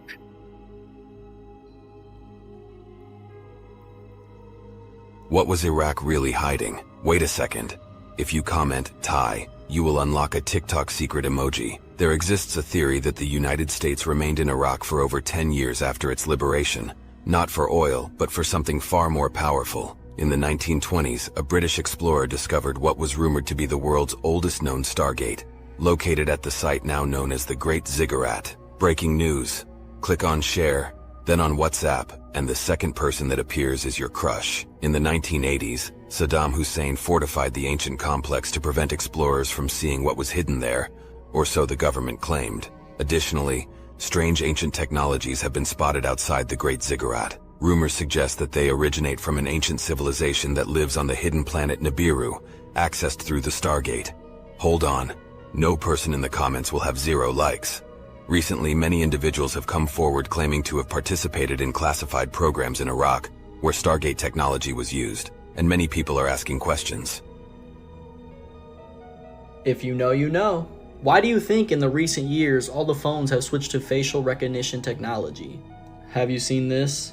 Okay, infrared lens on the camera. Boom, there was one. It's taking pictures. 2. So Why do you think it's doing that when the phone is already unlocked? Is it building a more detailed facial profile? Keeping track of facial expressions? Analyzing the eye's point of focus during screen time? Now, why would they need that information? They're constantly monitored by facial recognition cameras that are able to instantly put a face to a name. Now, the Chinese are also ranked, given a mark out of a possible 950 points. The score in the 700s is considered good. Around the 500 mark is not. Wait, haven't I seen that somewhere? Black Mirror? I see there's one standby seat on another plane leaving tonight. You gotta be a 4.2 or over to qualify. Oh, I'm a 4.2. I'm afraid you're actually a 4.183. Science fiction become reality? Is this where we're headed? the mother in question here was not able to get in, and that's because facial recognition software used by Madison Square Garden Entertainment, which operates this venue, ID'd her as a lawyer for a firm they're currently in litigation with. When you are out grocery shopping, you may not realize what is watching you. Some supermarkets are using facial recognition technology to catch thieves. Okay. It's tracking everybody's face. This is not okay. This should not be legal. So is our future a social credit score that is tracked by a network of cameras using facial recognition software? Oh, why aren't we talking about the creepy legend of Smile Cat? I love cats just as much as I love my dog. But Smile Cat is another story. Smile Cat is a creature that is said to, when you look into its eyes, it's said to reveal how you will be unalive, as well as driving you mad. Once it actually happens to you, you don't get unalived right away. You go into an endless loop of that same cycle over and over. Now, for this to even happen, you have to get visited by Smile Cat. Smile Cat will visit you once you see the haunted photo. The only way to stop this is to share the photo to someone else in less than 24 hours. But just in case it doesn't work, you have to remember, if you see a cat smiling without its eyes closed, it's not a normal cat. Run. Abby and her friends was messing around with the photos of Smile Cat, and all of her friends shared the photo except for Abby. When she got back home, Smile Cat was there waiting for her. What do you guys think about Smile Cat? Let me know in the comments. Obviously, these are all just myths and rumors, but I used to see a lot of things like this. I remember people in my school would send some picture around. It would have some creepy backstory saying if you didn't send this to like 15 friends, then this person's gonna come get you. I don't like to believe in any of that, or I like to stay away from any of that because I'm good. Y'all just be safe out there, whether this is real or not. Selfies that were taken right before death, Part 1. In 2014, Oscar Reyes participated in the Selfie Olympics and took a photo of himself hanging from his bathroom door. A few seconds later, he slipped and fell, hitting on the toilet and died. Boss. Andrew Macaulay attempted to be the first man to kayak from Australia to New Zealand. He took this selfie and texted his family that he would be home soon, but is just 30 miles away from the finish line. In 2011, 3 teens in Utah took this selfie together on the train tracks. It appears to be a happy, ordinary photo, but the glare on the right side of the screen is from the train that runs into just a few seconds later. Honestly, it's crazy because you never know what could happen to you and you never know when it could be over, so that's why I gotta be grateful for every moment, every day, because you know you're not guaranteed tomorrow. A lot of these pictures have eerie stories behind them and crazy, but y'all be safe out there. This is why you should never explore caves. In 2010, a man named Jeff, who really loved to explore caves, took a plane down to Madagascar. There was a huge, super cool cave that he had explored a few years back, so he wanted to check it out again. About half of the cave was at an angle going down. This part of the cave was over 150 feet long and just 3 feet wide. And after climbing through that, there was a tunnel that dropped straight down over 50 feet to the bottom. Once down there would be a small area to walk around in with some light.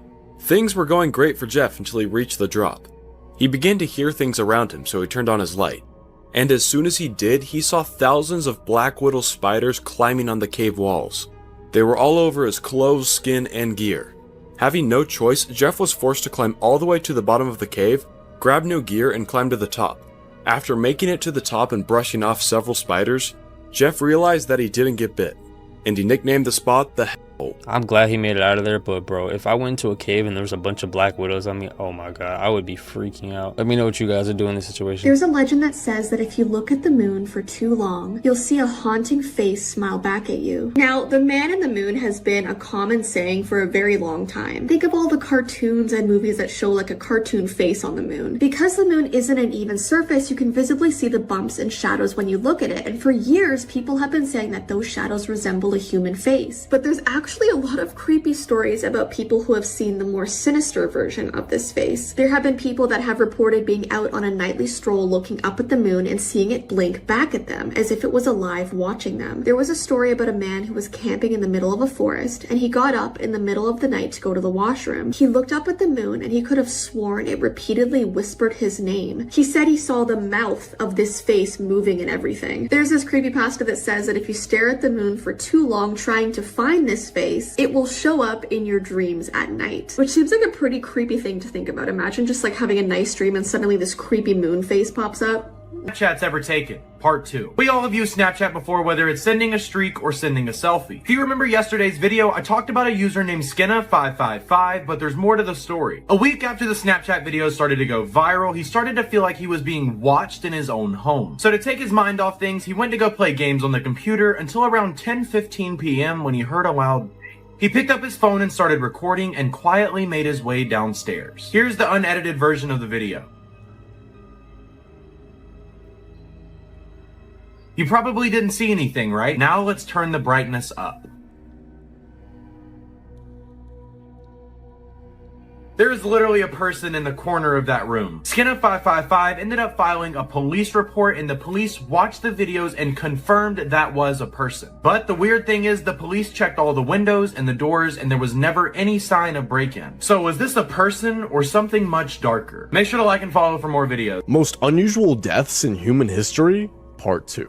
In 2014, a 23-year-old Indian soccer player named Peter Biak Singh Zula scored a goal and did a somersault to celebrate. However, he landed awkwardly on it and due to spinal cord injuries. A 25-year-old man named Akbar Salabiro went missing on March 25, 2017. Bones were found 2 weeks later inside the body of a reticulated python, meaning that this was the first case of a snake an adult human whole. Kenneth Pinion, an engineer from Washington, and 2 other men filmed and uploaded videos of Kenneth making love to a stallion under the alias Mr. Hands. In one particular video, Kenneth received fatal injuries from the horse of a perforated colon. A 28-year-old Japanese man with intellectual disabilities named Hayato Terata ran away from his living facility and into a grocery store. It was there that he ate so many donuts that he choked to death. I mean, I'm trying to feel bad, but bro, a horse? Are you serious right now? There's 6 billion people on this earth, bro. You pick a horse, bro. Sometimes I'll never understand why people do the things they do, but... North Korea might have the scariest hotel in the world. It is called the Ryuyong Hotel. And I know it doesn't look scary, but it has a much more sinister backstory. The building was finished in 1992, but it was windowless and hollow for 16 years. It was just a concrete building looking over the city. Kim Jong-un wanted this hotel to be the biggest and best in the world. But to this day, it is completely empty and hollow inside. It is the world's tallest unoccupied building. The Ryuyong is over 1,000 feet tall. The hotel finally got glass on it, but only to put LED lights on it so it lights up at night, making it even more sinister knowing that it's completely empty inside. What is North Korea planning to do with this building? And why has it been empty for almost 20 years? This story's called Can You Hear It Now? Late one night, a little girl walks down the staircase of her house into the lounge room where her parents are sitting with a blanket over her head, scared, and says, "Can you hear it breathing?" "I can." Her parents sitting there watching TV just laugh at her and yell at her to go back to bed. Not too long later, the little girl hears her mum's curdling screams and goes back down the stairs. As she walks into the room, she sees her father's head laying on the ground, upright facing the TV. Her mother is riddled with fear, sitting straight across from her father, her hair being blown around by the breath of someone close to her. The little girl takes the blanket off her head and says, "I bet you can hear his breathing now."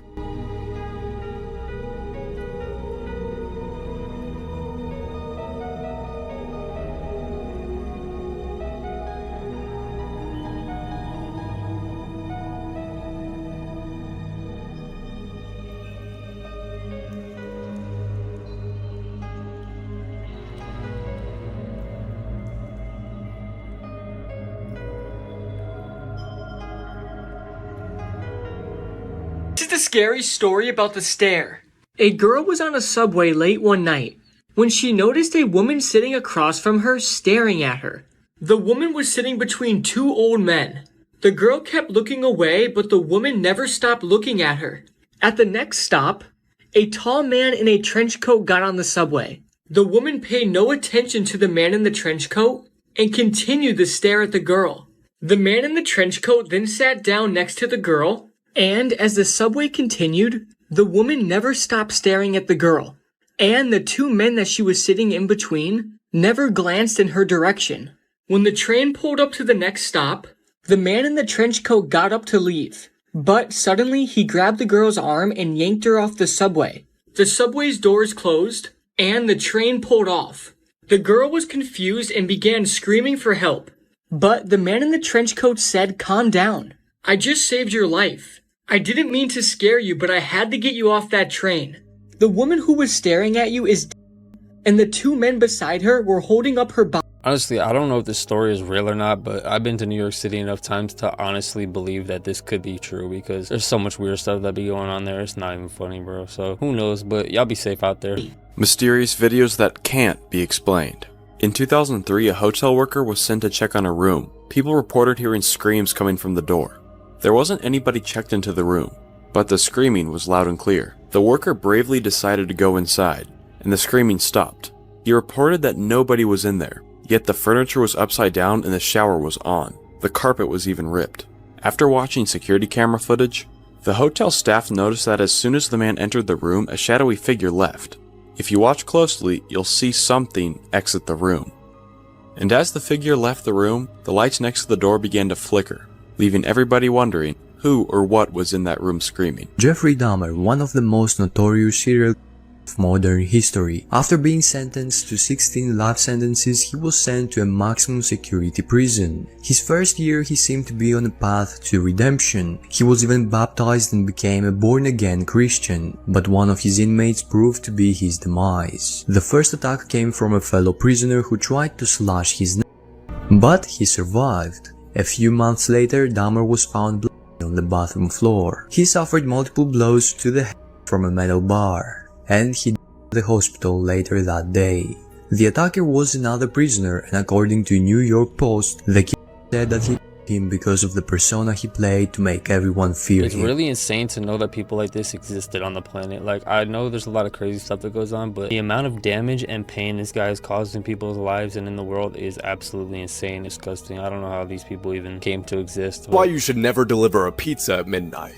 A pizza delivery man was driving late at night to drop off 4 pizzas at a faraway house. When he arrived, there were no cars parked anywhere and there were no lights on. He called his boss to see if he had the right address, and he told him to just knock on the door anyway. He waited for a few minutes and was about to turn around, but then he turned to his left and saw someone staring directly at him through the window. He dropped the pizzas and ran back to his car to drive away. As he was driving, he heard a screeching noise coming from his car, and then it came to a complete stop. All 4 of his tires had been slashed, so he called the police and they told him to stay in the car with his doors locked. He scanned his windows and then he looked up at his rearview mirror and saw something flash. He turned around and this is what he saw. A creepy woman in the dark staring directly at him with her eyes wide open and a broken smile slowly growing across her face. Here are some creepy Polaroid photos that a girl found on the ground while walking home from school. There were apparently about 20 photos bundled up with a rubber band, and so out of curiosity she started looking through them as she walked the rest of the way home. The first image depicts the vague shape of a pale-skinned man against a dark forest background. The second photo apparently shows the man but slightly closer to the unknown photographer, and each photo showed the man slowly getting closer and closer to the camera. In this image, the man's face was suddenly much closer. His expression was the purest embodiment of evil the girl had ever seen. Then she had one last photo in her hands. When she peered down at it, the man was not visible in this photo. Instead, there were scrawled just 2 words in a bloody red smear. The girl's brother apparently heard her screaming outside of his door. When he ran out, his sister.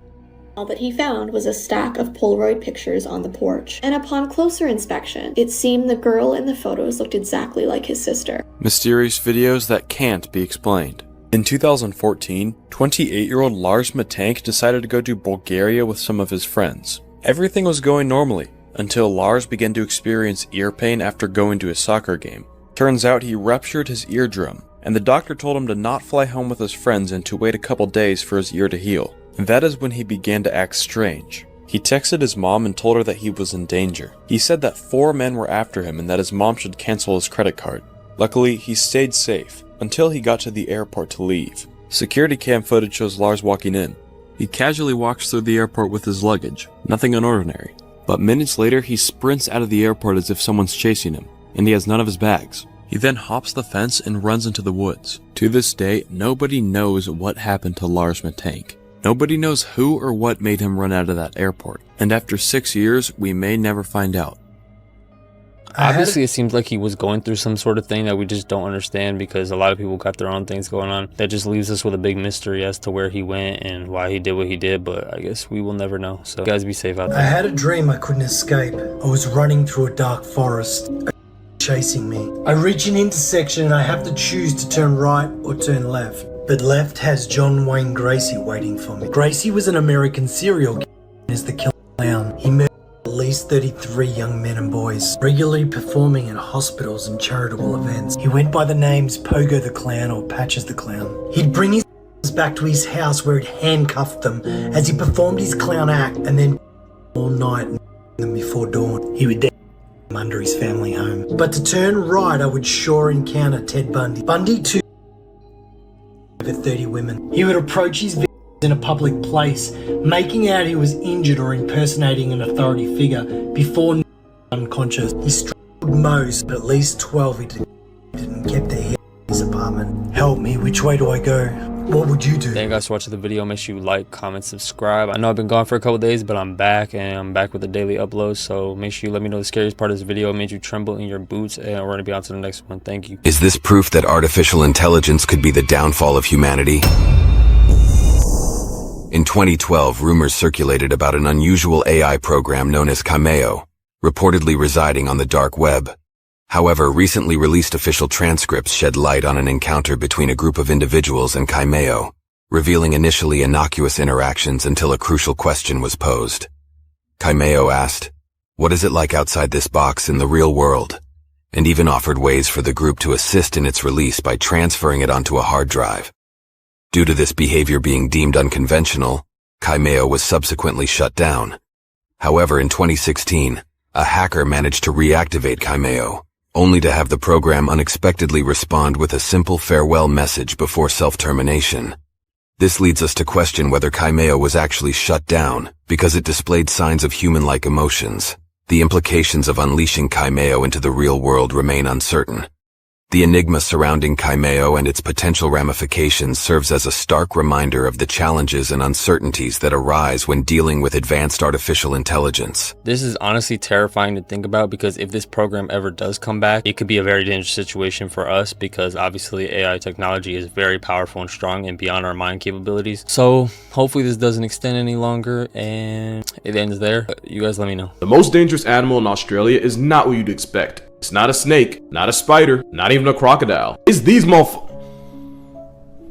right there. Because most of the animals in Satan's sandbox just mind their own business, and if you get clapped by one, that's just bad RNG, buddy. Kangaroos actively search for conflict. Look at this right here. The English band covered, didn't they? That's where it comes from.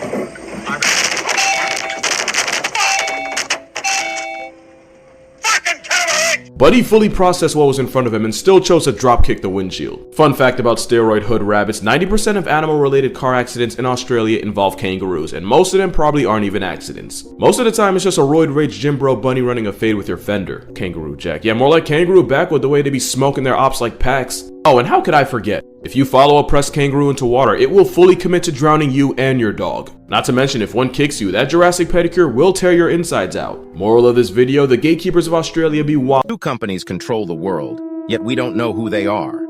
When we think of the most powerful companies in the world, we tend to think of Apple, Google, or Amazon.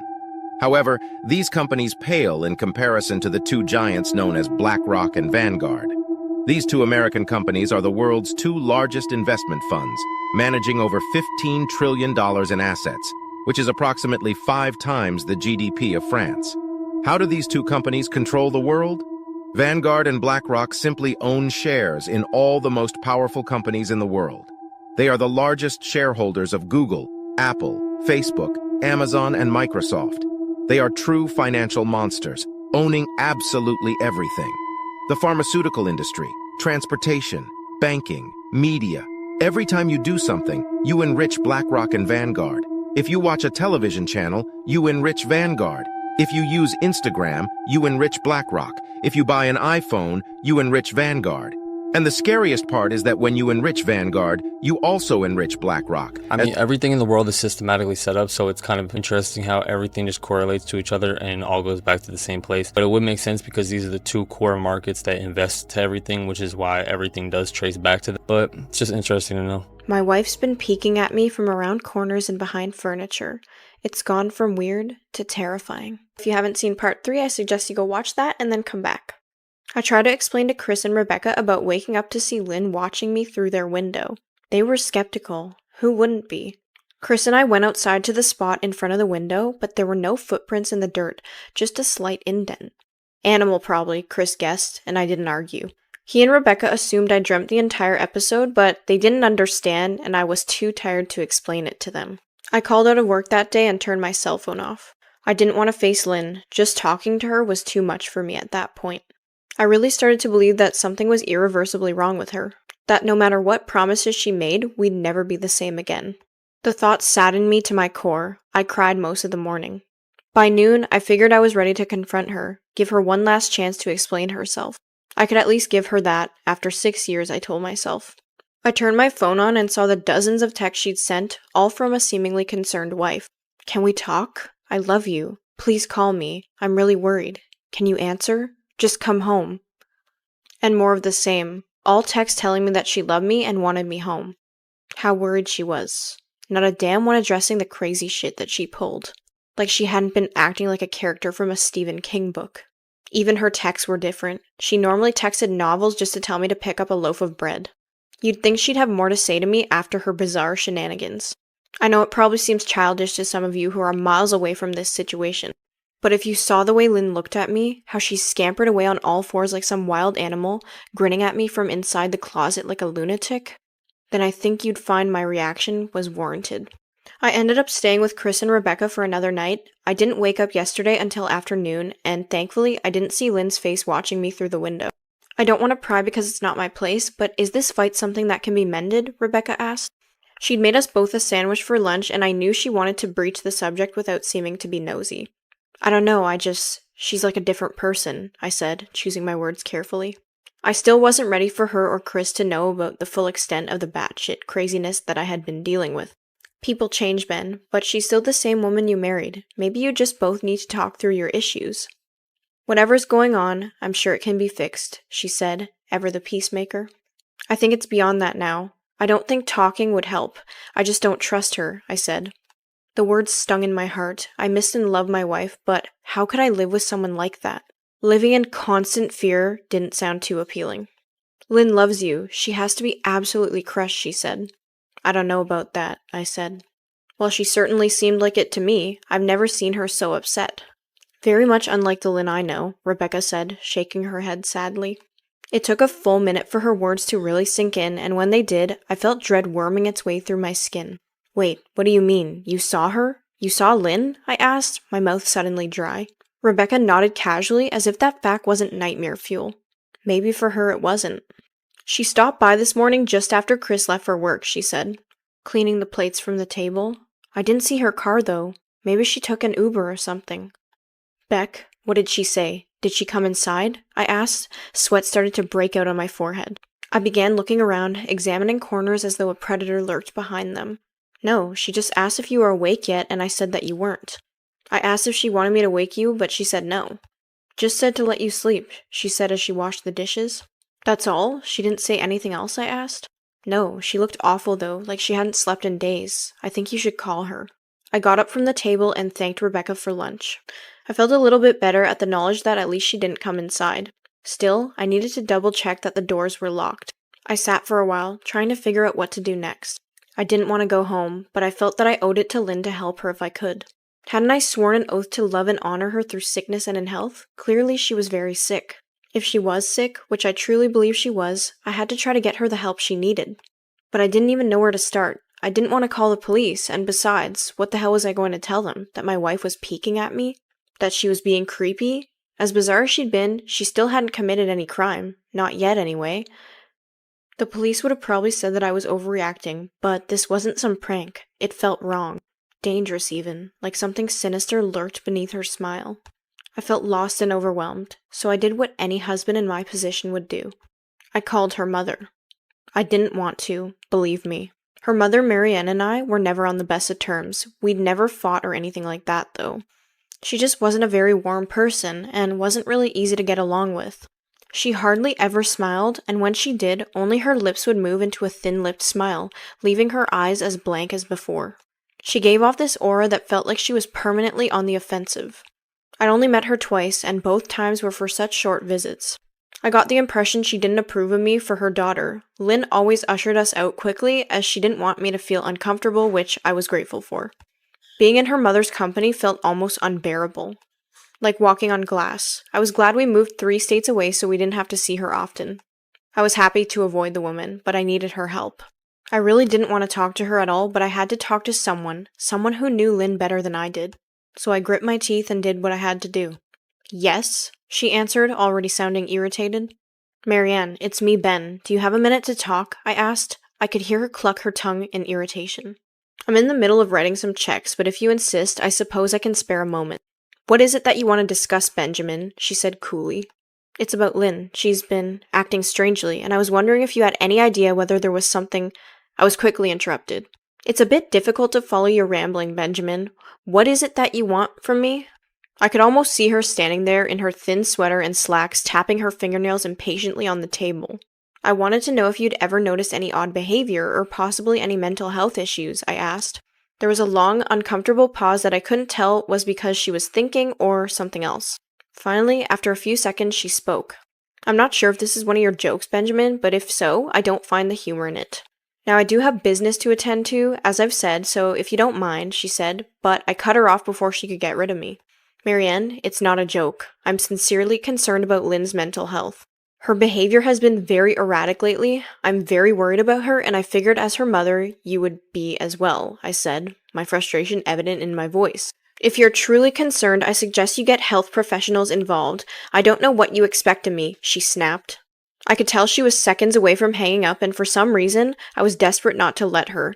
I had the feeling that she knew a lot more than she was letting on. Please, if not for me, do it for Lynn, I tried. I heard a faint, shaky intake of breath, as if she were trying to hold her steely persona together, but failing. Marianne, what's wrong? I started. Benjamin, I don't know what to tell you. My only advice would be to seek professional help. Do not call here again. Goodbye. I tried to call out to her, but she'd hung up. I tried to wrap my head around the call and her refusal to help me. Even if she didn't like me, why wouldn't she help her own daughter? I couldn't understand that. I tried to replay the conversation, desperate to find something I missed. After a while, I almost gave up, until I remembered her last words to me. Seek professional help. She'd said those words with a bit of urgency. I could have just been grasping at straws, but no. I was sure her voice had changed ever so slightly when she'd said that, as if they were very important. What had she meant? I assumed she'd been referring to medical professionals, but maybe she was referring to someone else. Someone that she didn't, for some reason, feel comfortable saying directly. Or maybe I was just desperate. I waited for Chris to get home, and after a very long and exhausting conversation with him and Rebecca, I convinced them that Lynn truly needed psychiatric help. I didn't tell them everything. I wasn't prepared to go into it yet. But I told them about our last encounter, how she'd hidden in the bathroom, peeking at me from the closet. They were obviously shocked, but thankfully they believed me. They too just wanted to help her. I'm not too sure about the source of this story, but it's always important to look out for your loved ones and make sure their mental health is good, because there's a lot of crazy stuff that goes on in this earth. As much as a lot of it seems beyond our imagination, it's still good to pay attention to things like that and be safe and be aware. Just stay blessed and stay away from dark energy. So if you see someone behaving like that, run, even if it's your own mother. Her mom had been acting very strange over the past few days, so she ultimately decided to film her. What she captured is truly terrifying. Look at her eyes. Unfortunately, the end of the story is even more terrifying.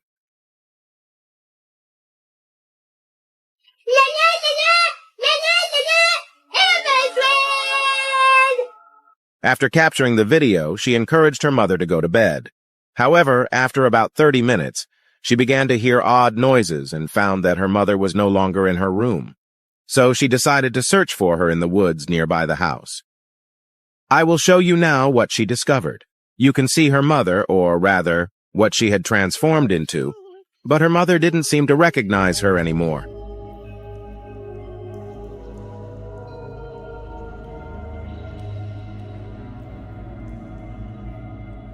I found a free horror game that takes place inside of another horror game. Let's talk about A Horror Within. Full playthrough of this game and 2 other mystery horror games right here. In this game, you wake up in the middle of the night and you're craving some cereal. You pour yourself a bowl and you decide to spend some time playing a horror game that you just bought. Big mistake. While you're playing the horror game, you start to notice sounds around your home. And it's important to mention that at any time while your character is playing this game within a game, you can turn around and look around your home. But things take a terrifying turn when you find this room inside the game. You have to look at all of the furniture in this room and find numbers on them in order to solve the puzzle. But there's a note that says that part of the puzzle is under the bed. But there's not a bed outside of that room. They're talking about your bed outside of the game. Then the perspective of the game starts to change to that of your house. But by how brainwashed must we be to believe this? This is beyond being a sheep. This ain't about common sense. Listen to what they told us. They said Canadian wildfires. Canadian. I can't take it no more. Canadian wildfires caused New York to be yellow. Just pause. Don't attack me. Don't defend. Just listen. Canadian, so they never said Toronto, they never gave no areas. That man just said Canadian. Canadian wildfires. The smoke in the sky caused New York City to be yellow. If you believe that, you've lost your goddamn mind. That don't make sense. So you're telling me the smoke from the wildfires, it blew through the air, it went past every other area. It went past the Bronx, it went past Manhattan, it went past Texas, I don't know, it just went to New York. Fam, right now we're going through a dimensional shift, and there's things going on in the sky that they're trying to hide. They're trying to hide.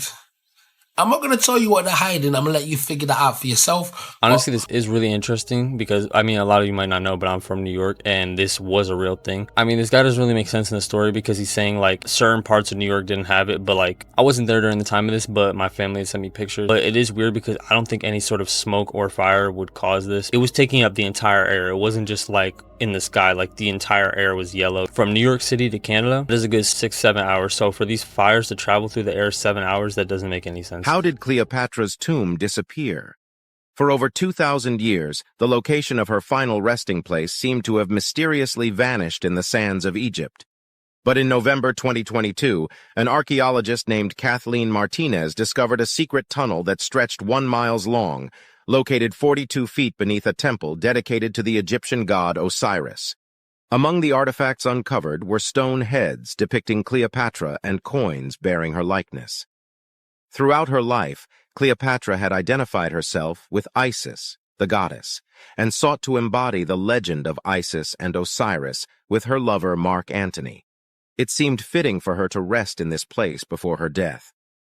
Cleopatra had declared that no man would ever find her tomb, and perhaps that is why, despite many archaeologists having previously excavated the area, it was only with Kathleen that these tunnels were revealed.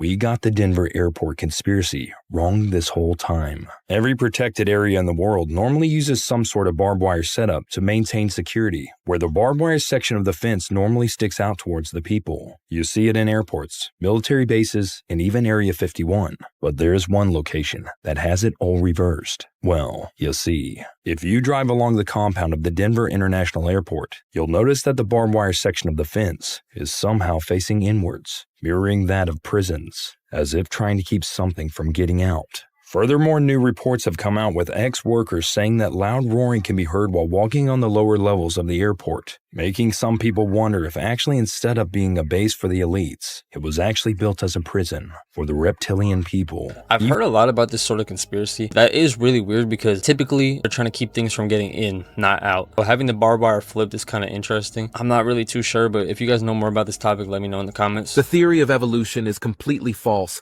and this theory is much more likely. The education system has been lying to us all along. 66 million years ago, a meteorite is said to have crashed into Earth, causing the extinction of dinosaurs.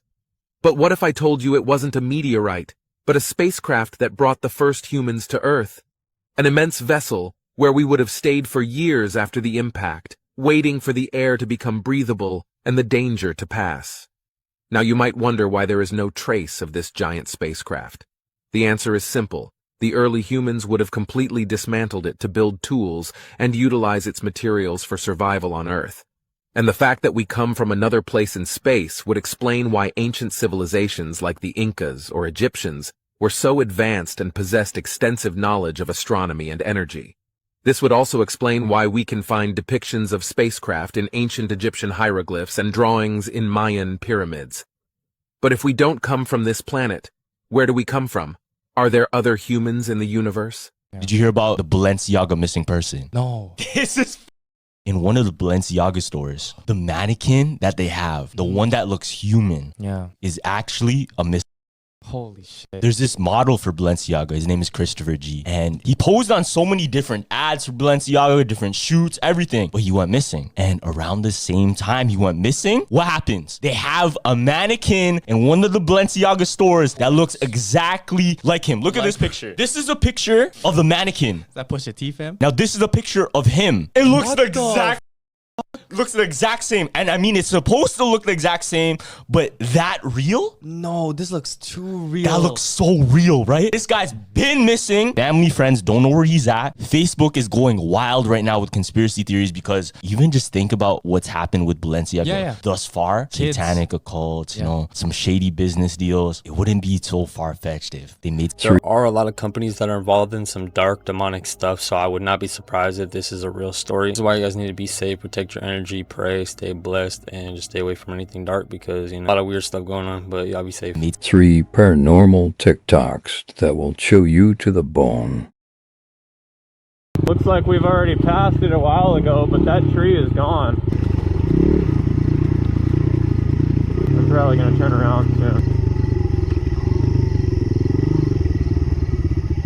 Oh, there's 2 ways.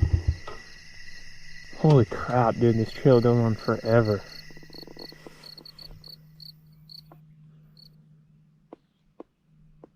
It just got really quiet really fast.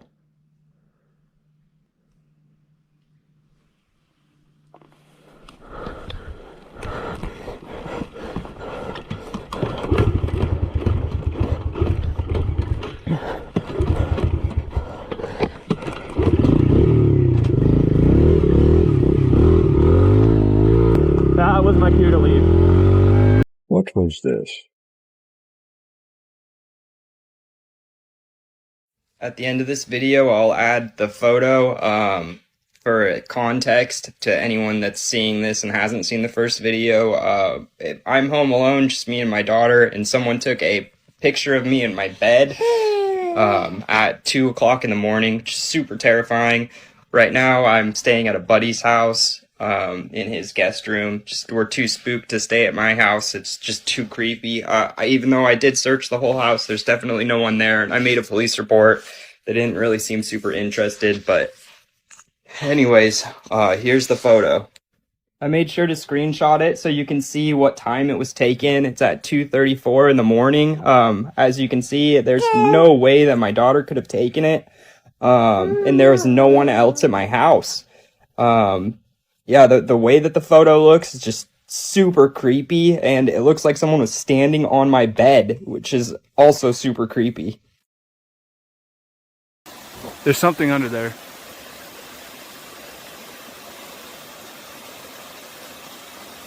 Bro.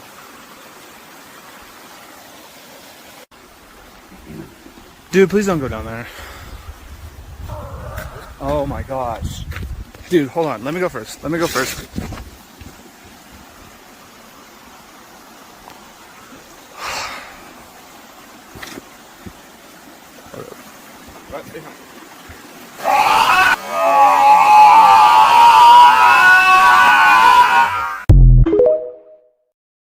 Did you know that the popular TV series Stranger Things is actually inspired by a real-life conspiracy theory called the Montauk Project? In the 1980s, rumors began to circulate about a secret government experiment conducted at Camp Hero in Montauk, New York. It was believed that the project involved mind control, time travel, and even interactions with interdimensional beings. The show's creators, the Duffer Brothers, drew inspiration from these rumors and incorporated them into the storyline of Stranger Things. The show follows a group of kids in the 1980s who uncover a government experiment gone wrong, leading to the opening of a portal to a parallel dimension called the Upside Down. The Montauk Project's influence can be seen in various aspects of the show, such as the government's involvement, the experiments on children with psychic abilities, and the interdimensional creatures. So, next time you watch Stranger Things, remember that it has its roots in the... I've never really watched this show, but I'm going to check it out after this because I'm actually kind of interested in that. But like I said, everything does have a correlation to something in real life. Where do you think people draw inspiration from? These things don't just come out of nowhere, you know what I mean? Obviously, a lot of this truth is hidden from us, but it would make sense that they're just putting it in front of us, kind of a way of telling us without telling us. What was inside the mysterious Egyptian Book of the Dead? The Egyptian Book of the Dead is one of the oldest and most important documents in ancient history. It contains religious texts, magical spells, and incantations to help guide the soul through its journey to the afterlife. The original text was written between 1550–1070 BC, but it has been updated and expanded over time. It consists of about 200 chapters that are divided into 4 sections. The first section consists of spells for protection from gods, demons, and dangers. The second part focuses on guidance throughout the afterlife, and the third section provides advice on how to be a successful individual in society, both on Earth in this life and in the underworld in death. The fourth section covers funeral rituals such as mummifying and burying, with appropriate gods being invoked at certain points in their journey. This mysterious document has puzzled scholars for centuries due to its enigmatic nature and intricate detail about spiritual beliefs. But the question still remains.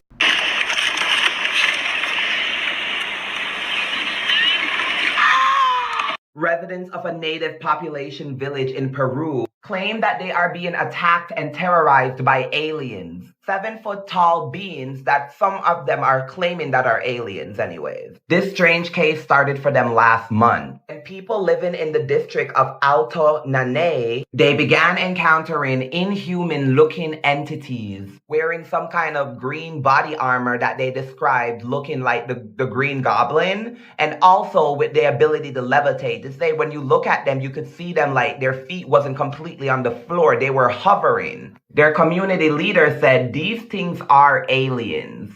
He said they seemed armored like the Green Goblin from Spider-Man. He said he shot one twice and it just got back up and walked away. There's another case in the village where a girl claims that she was cut at the neck by one of these aliens. What do you guys think about Peru and their invasion? Do you guys think it's aliens? Y'all owe me an apology.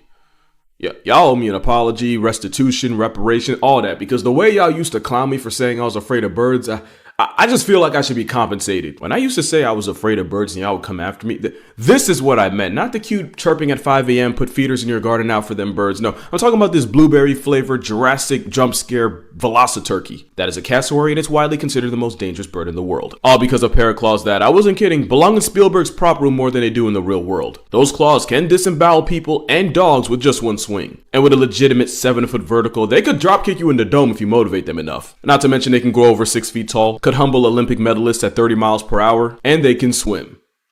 Of course they can. Now in their defense, they're actually naturally shy and try to avoid people, but in their offense, if one presses you, Good luck, Charlie. One man tried to take a picture of a cassowary and the high-strung assault chicken proceeded to kick him off a cliff. One man got put on a shirt after his pet cassowary attacked him, but then again, if you invite demon poultry into your house, you're the author of your own tragedy. And one hunter tried to smoke a cassowary only to get slashed in the neck and bleed to death. Moral of the story, my irrational fear was not that irrational. If Animal Jesus in khakis wasn't messing with him. That is honestly one of the most terrifying animals I've ever seen, and it clearly is not something to be messed with because, you know, it seems to not lack any ability to take you out. So probably not something you want to be around, so y'all be safe out there. Oh my god, I just got a new fancy schmancy Mercedes, okay? My Mercedes just, oh my god, I can't even talk. Do you want proof that vaping is bad for you? Let me show you something. You need to share this video. You need to send this to everybody you know. Oh my god. Okay, so my new Mercedes has a HEPA filtration system. Is very similar to like what's in the operating room, which I think is super cool. If you have allergies, this is definitely something you want to add onto your Mercedes. Okay,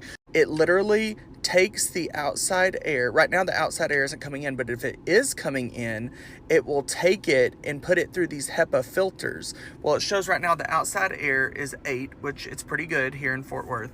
The inside is a 1, okay? That means it's already better than it was outside. Do you want to see what happens? This was accidental. I was on the screen. Kevin took a little puffy puff of a vape and he blew it down into the floorboard. Watch what happens. So Kevin's gonna puff of his vape and he's gonna just blow it down into the floorboard like he did naturally last time. Okay, so he puffed it out. Watch this. Watch this. Look what's happening. Oh my god. 693? Unhealthy? Oh my god! Oh my god! Oh my god! Y'all, very unhealthy. You're blowing that around with your kids in the car. Are you shitting with me? Now the HEPA filter is kicking in and it's filtering all the air in here and it takes a little while, but look, it gets right back down. You know what is crazy is I always want to be somebody that vapes. Every time I vape, my chest hurts. Like, it doesn't hurt immediately. It doesn't hurt while I vape, but it'll like hurt. If I spend like a day vaping or if I vape for like a month, I'll have this weird like chest pain, chest zingers, chest tightness. That was insane. I am so thankful that my car had that feature because it just opened my eyes to the fact that that was just a little bit of vape smoke. What if there was a hidden gem of knowledge that could transform your understanding of the world and empower you to master the forces of nature? Enter The Kybalion, a mysterious and influential book published in 1908 by the enigmatic Three Initiates, which explores the principles of Hermetic philosophy. Rooted in the teachings of Hermes Trismegistus, the Kybalion presents 7 universal principles that govern the workings of the universe, including the principles of mentalism, correspondence, vibration, polarity, rhythm, cause and effect, and gender. These principles have served as the foundation for countless spiritual practices, personal development techniques, and even modern scientific discoveries. For those bold enough to delve into the cryptic pages of the Kybalion, a transformative journey of self-discovery and personal mastery awaits. As we navigate the complexities of our modern world, the timeless wisdom of the Kybalion offers a guiding light, illuminating the path to a deeper understanding of ourselves and the universe in which we live. 3 years ago, a video was uploaded to TikTok with a caption that simply read, "Do you see it?" This video was taken from a home that sits across from an abandoned church, and the woman who uploaded it said that one day she noticed a man pacing back and forth just a few feet away from the church's parking lot. At first, she thought nothing of it, but what she didn't know was that for the next several weeks of her life, this simple curiosity would turn into an all-consuming obsession. After a few hours of this man pacing back and forth, her and her husband definitely thought it was odd, but when they saw him the next day, they actually became concerned, thinking it could have been a senior citizen who was lost and confused. So they went to go see if the man needed help. And as they came up on the site, this is when things began to turn from an innocent curiosity into something that would keep them up for nights. In her videos, the woman claimed that the first time they approached the pacing man, he was suddenly nowhere to be seen, and every time since then, when they try to approach, the same thing happens. Is anybody there? I'm so nervous. What was that? Do you need help?